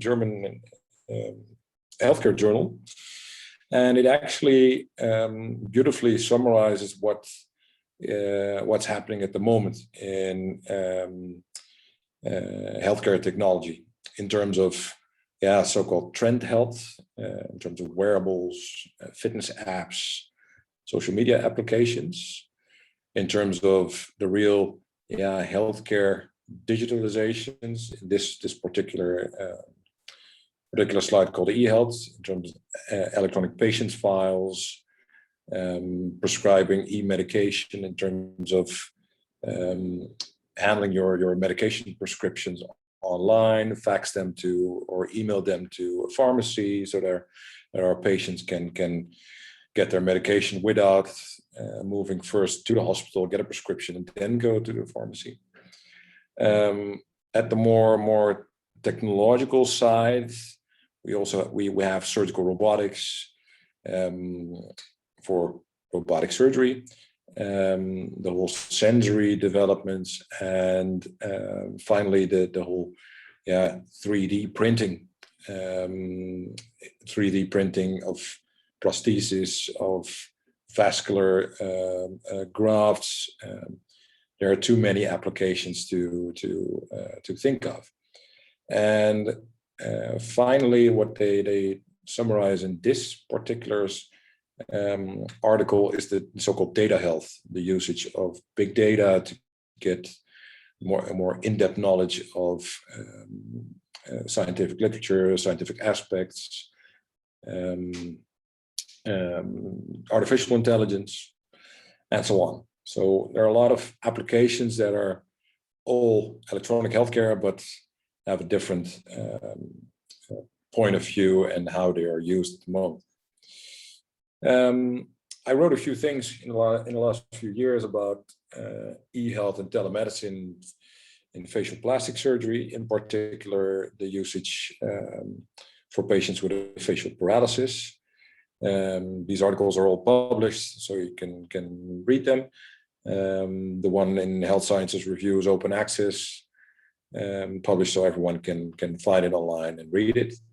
And I just want to give you a few highlights what I think is important in terms of e-health and its evolution.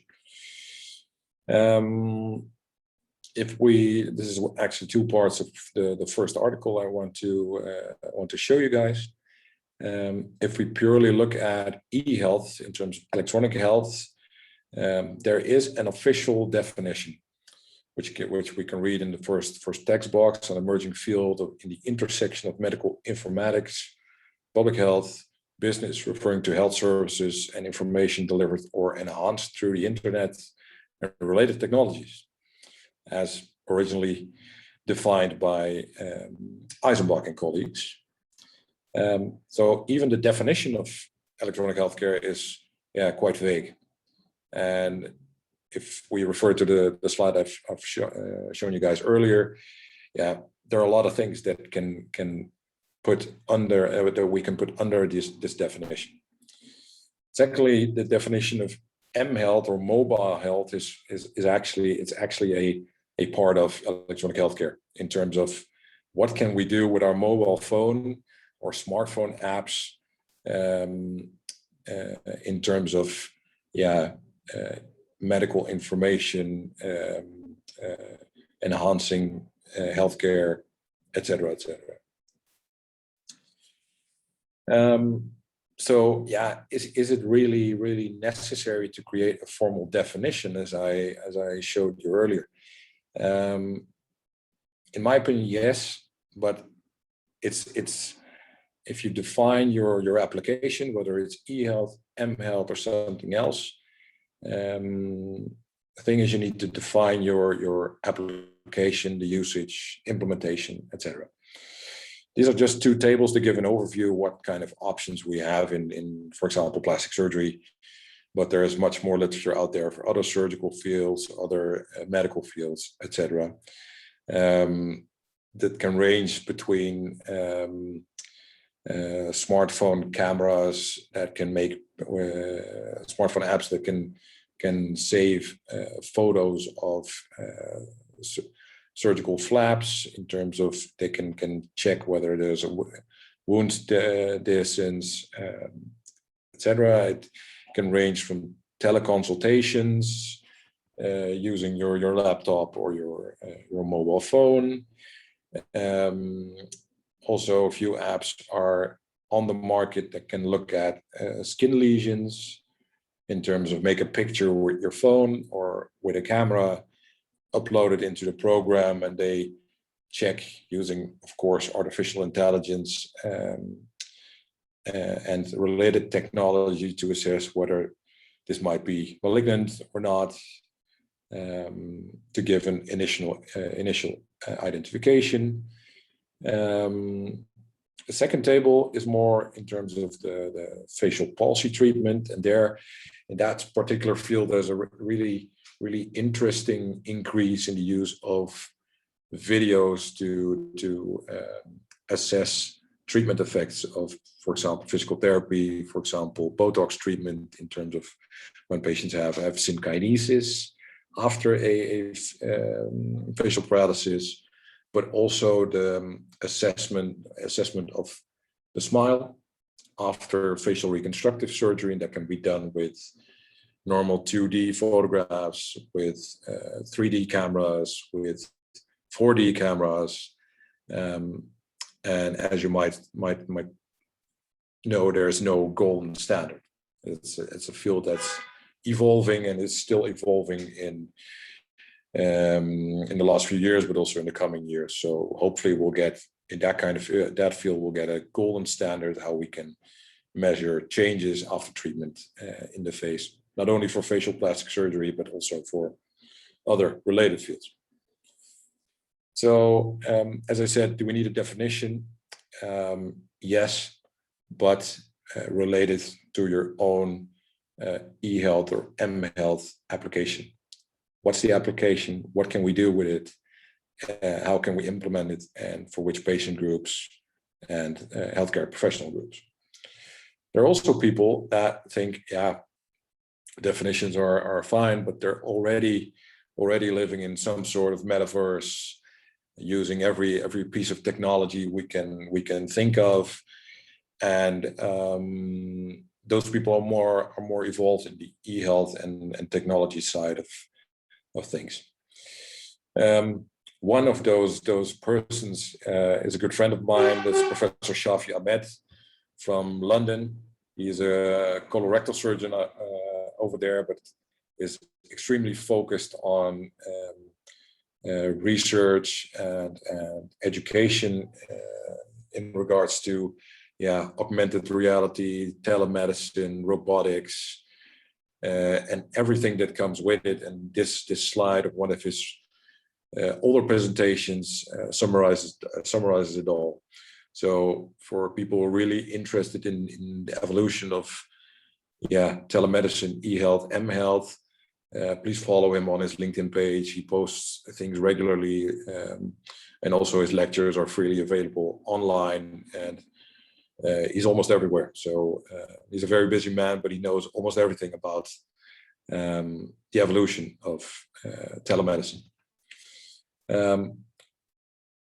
One particularly interesting thing, which is of course in development, is the so-called HoloLens cameras.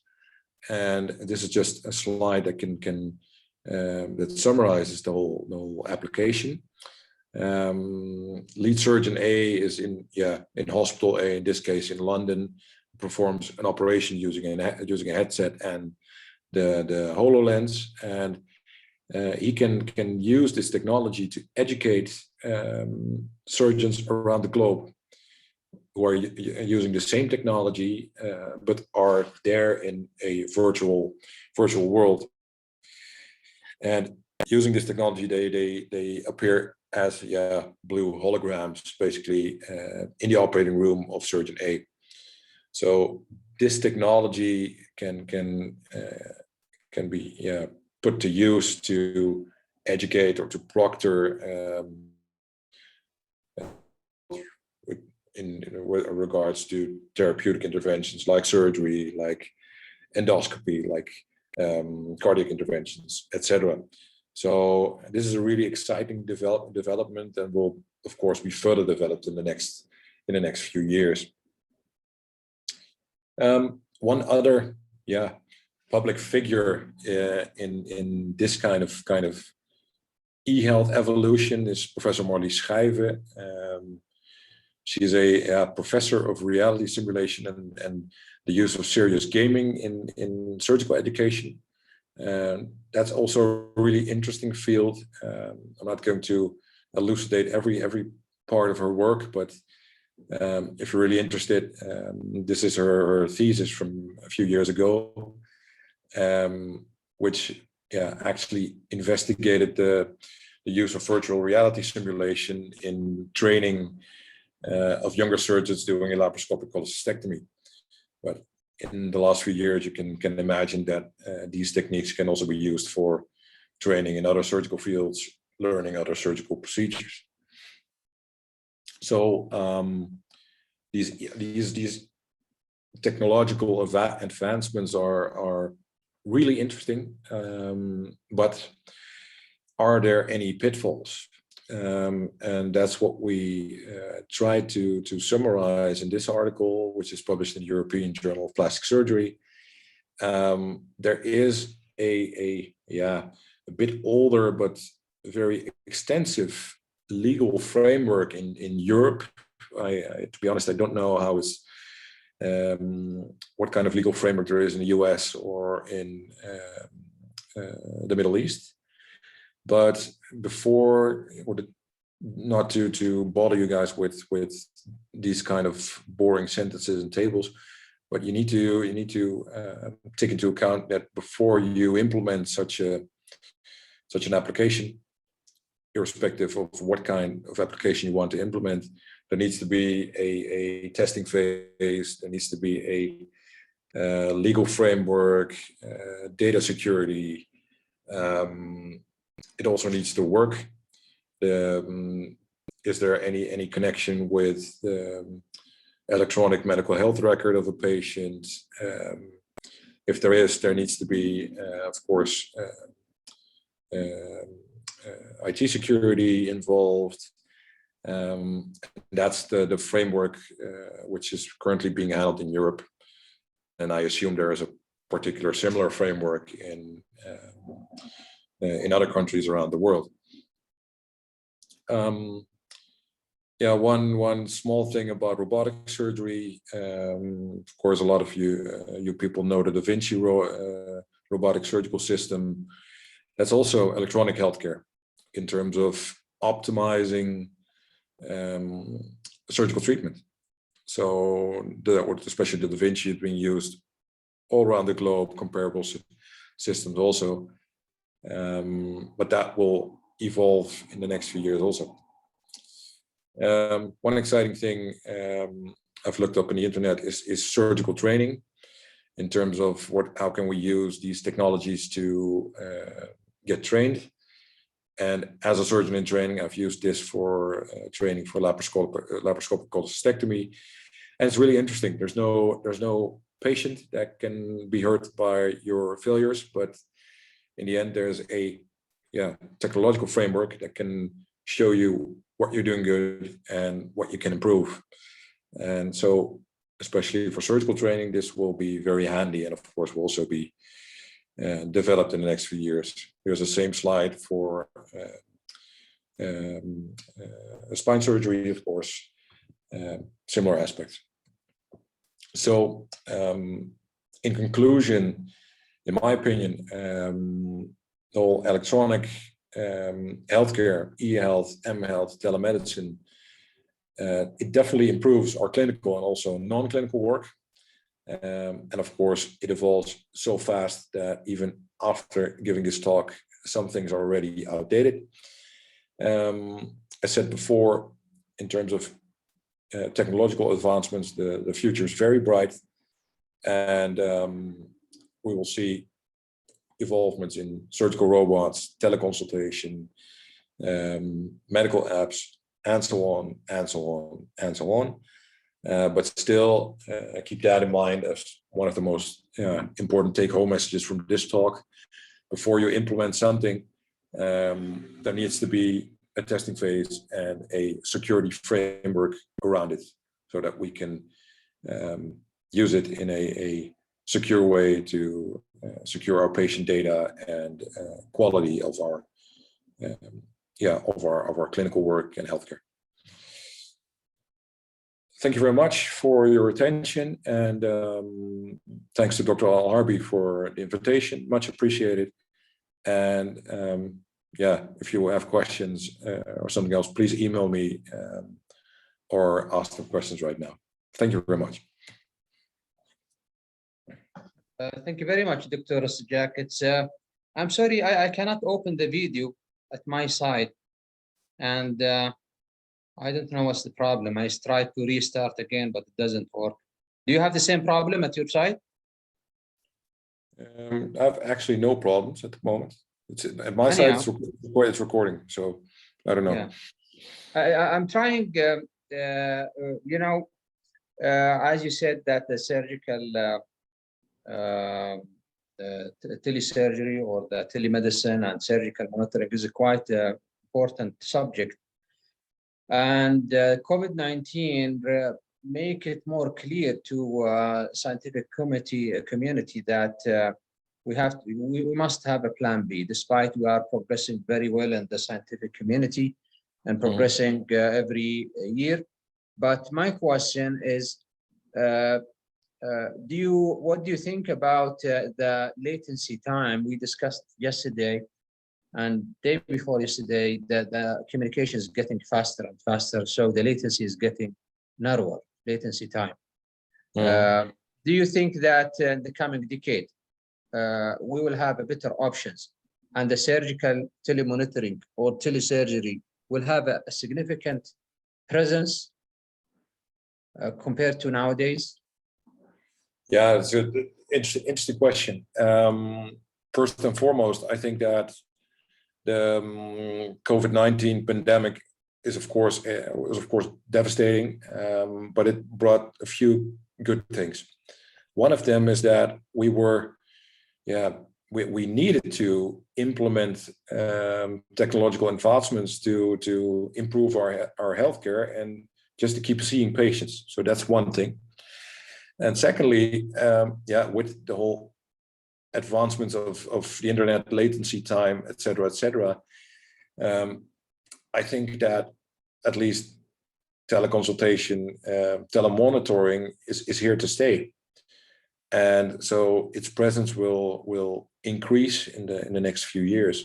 Of course, I don't know how fast these advancements will go, but my opinion, it will be very fast. And if you look at scientific literature, there's more and more published about the whole how we can discharge patients earlier and monitor them with special kind of monitoring devices.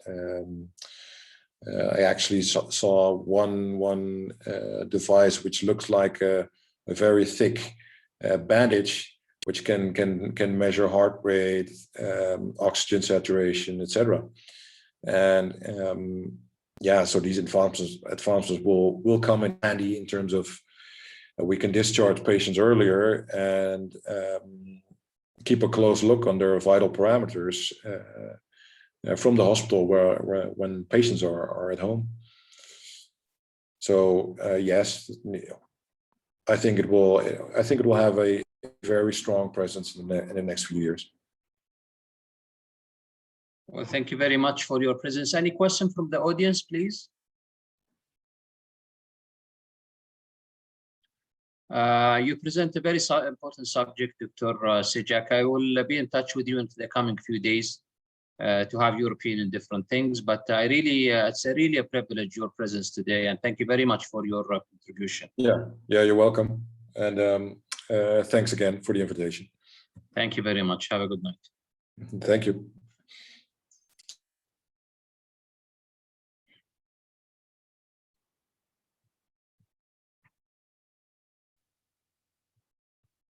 So we will move to the next presentation, if you allow me.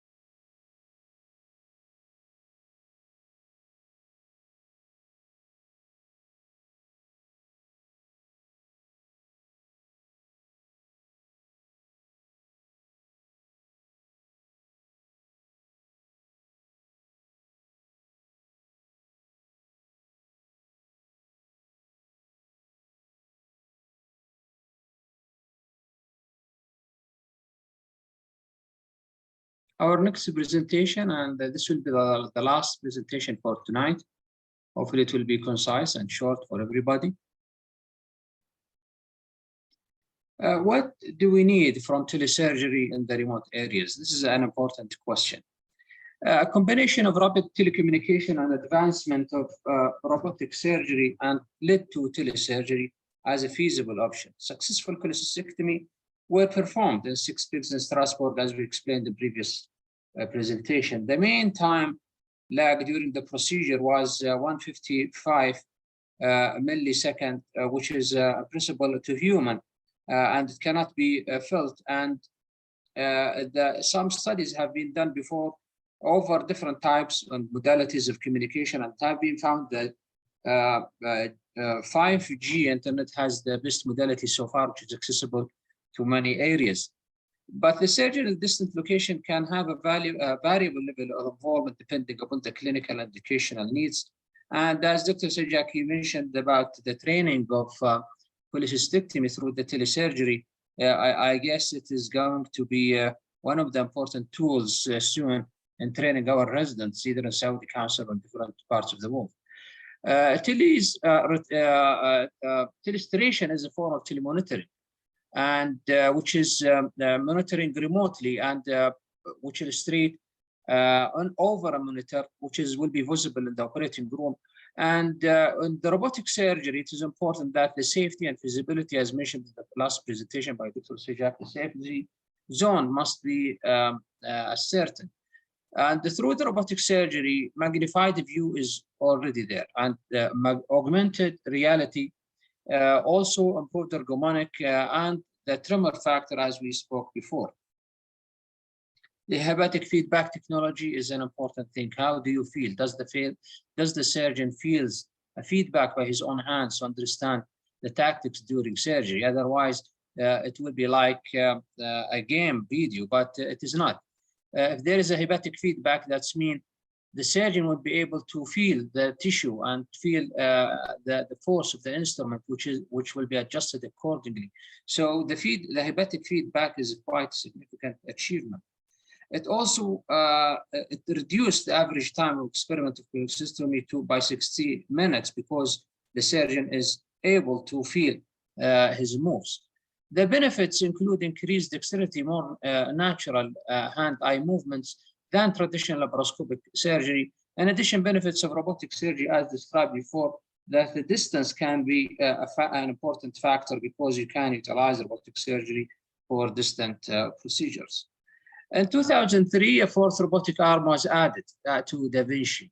And 2009, latest model of Da Vinci SI, which offers a dual console. So two individuals can cooperate simultaneously. And this is an important achievement in robotic surgery to allow more techniques to be practiced with robotic surgery. And gynecologists estimated that 60% of minimal invasive hysterectomy will be performed for endometrial cancer by robotic surgery. And we explained in one of the presentation before that the robotic is gaining more attention even for general surgery cases in general. So the robotic options do exist for surgical treatment and other specialties. And we have to understand that it's the rhythm is going up and up for robotic surgery, especially in Canada and United States and some of the European countries. In general surgery oncology, like esophageal tumors, gastric tumors, colon cancer, all of them has been utilized recently over the last few years, that robotic is becoming more prominent than laparoscopic surgery. Also, the cardiac procedure like coronary bypass, they have a big achievement through robotic surgery. Another breakthrough happened shortly after 1988, where the first robotic transurethral prostate resection has been done through the robot, and that was all days ago. Nowadays, they are going more advanced through the pelvic procedure utilizing robotics. The researchers of expanding the robotics in civilian practice was started in 1993. And in 1995, Intuitive, they start to market their products for the surgeons. The surgeons have the ability to program and control these devices remotely through nano-robotic surgery, which permit extreme precise handling and minimal invasive imaging techniques field like vascular surgery and the neurosurgery, which is a quite significant achievement. Nanoparticles have the ability to remain saturated and to deep of the body. Synthetic grafts, also composed of carbon nanotubes, boast a remarkable mechanical strength and thrombo-resistant properties. Also, the telerobotics, also what has been intercontinental robotic surgery, was performed in 2001, and it was between Paris and New York. Also, surgeons and training can benefit from distant learning from highly skilled practitioners employed in the latest techniques. Cost analysis have shown that robotic surgery is more expensive than laparoscopy or conventional open surgery. However, recent study involving the 12 most common gastrointestinal procedure, like either laparoscopic or open approach, depending on the procedure type. Also, these analyzed the identified longer operating time as a reason behind the higher cost. And in one event that we were involved last year about the robotic surgery, we find the great difficulty to convince or to find an explanation how to go down with the cost of the robotics. I believe it's getting higher and higher over years, despite there is an extensive technical achievement through new models and versions of robotic surgery, but the cost is getting higher. And there is a major concern that after 10 or 20 years, what will be the bill after that? I'm afraid that at one stage that we won't be able to progress further. In some countries, the researchers and the health insurance companies, they support higher cost with better outcome, but in other countries of the world, they count it more deeply, and they won't be interested to pay more cost even for robotics. So the critics say that the advantage of using robotics is exaggerated and that there is a lack of objectiveness. Scientific studies that show that robotic surgery is better, particularly in the field of general surgery. But again, it depends also on your budget and what is your forecast for the coming 2 or 3 decades. Also, you have to consider that the patent will expire soon, so another manufacturers will come to the market with their own devices, and telerobotics procedure will bring forth for an ethical issue. Patient confidentiality, also another concern. Everyone's responsibility should be cleared outline, and opponents argue that this will result in a migration of physicians into technologically rich areas and worsen the current shortage of specialists in underserved areas. But I have to be careful from this statement that it couldn't be 100% accurate, because we have seen that there are some challenges in some well-developed countries about the health cost bill, and there was a major discussion about it. So I don't think this statement is 100%, but we have to understand our limitations and our budget constraints. That involved the use of preoperative and intraoperative imaging while utilizing imaging and robotic surgery, and also it will be a good to create an interactive map for deep anatomy, vasculature, and pathology prior to incision through imaging. Recently, fluorescent imaging was attempted in the robotic cholecystectomy. Researchers reported a clear advantage when it came to visualization of the cystic duct, common hepatic duct, and common bile duct, both before and after dissection. This is yet you can see that the robotic surgery, and you'll see that 2 arms, Raven system consists of 7 degrees of freedom of surgical manipulators. Also commercially available from Applied Dexterity, and the DC motor mounted in the base actuates all motions axis. Key functions running inside is around 1,000 Hertz servo loop for the machine. And the ITP, the interoperable telesurgery protocol, will allow communication between heterogeneous surgical counsel masters and the manipulators, which are the slaves, regardless of their individual hardware and software. More recently, researchers recognized that many modern implantable medical devices, including pacemaker and implantable cardioverter defibrillator, are vulnerable to a variety of attacks. So the authors developed the information coding approach to protect communication privacy and reliability. Again, the attacker models or the cyber attack is a quite significant issue to be discussed. The cyber attack endpoint compromise less interesting since physical access to either side will likely to be strictly monitored. So the communication will be likely wireless. On the field, attackers will be able to disrupt the link or manipulate traffic contents. In the rest of the paper, that will focus on the disruption manipulation of attack against surgeon-robot communication links. Moreover, any extra procedure time caused by a compromised system may have severe consequences on procedure outcome. Also, the hepatic feedback and the robotic video feed may also contain a private and protected patient relation information. And the intention of modification or manipulation attack, surgeon doesn't have the direct access to the robot and can only operate based on exchange of information. From a patient perspective, all advantages of recovery and success rate that come from teleoperated surgery may not be worth the risk of having potentially hijacked machine operated on them.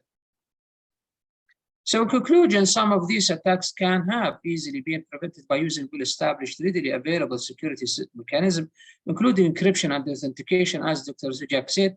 And also experimental results showed that incorporation these mechanisms into our telerobotic surgery system with average quality computer increased memory usage for those conditions. And because of the wide variety of physical and digital capabilities, these systems will robotic security needs to become front and center. I think that was our last presentation for this event. Thank you very much for your attendance.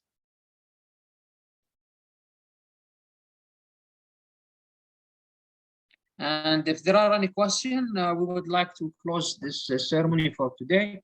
And we appreciate your presence with us. It was a great honor that you are joining us.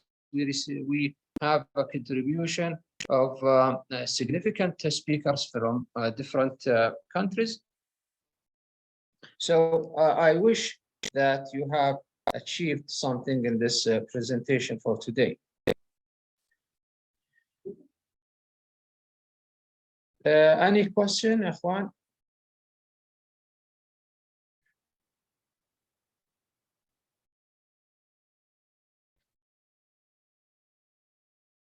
اللي ما حضر يا إخواني يحضر. We will close the ceremony in a few minutes.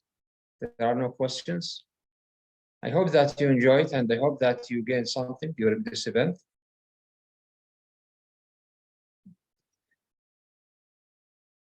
Thank you, Fatima. Thank you, Ahmed.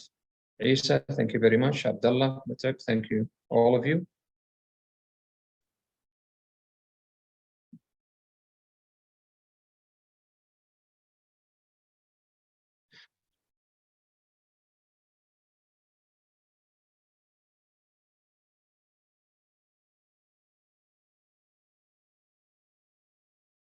Thank you very much.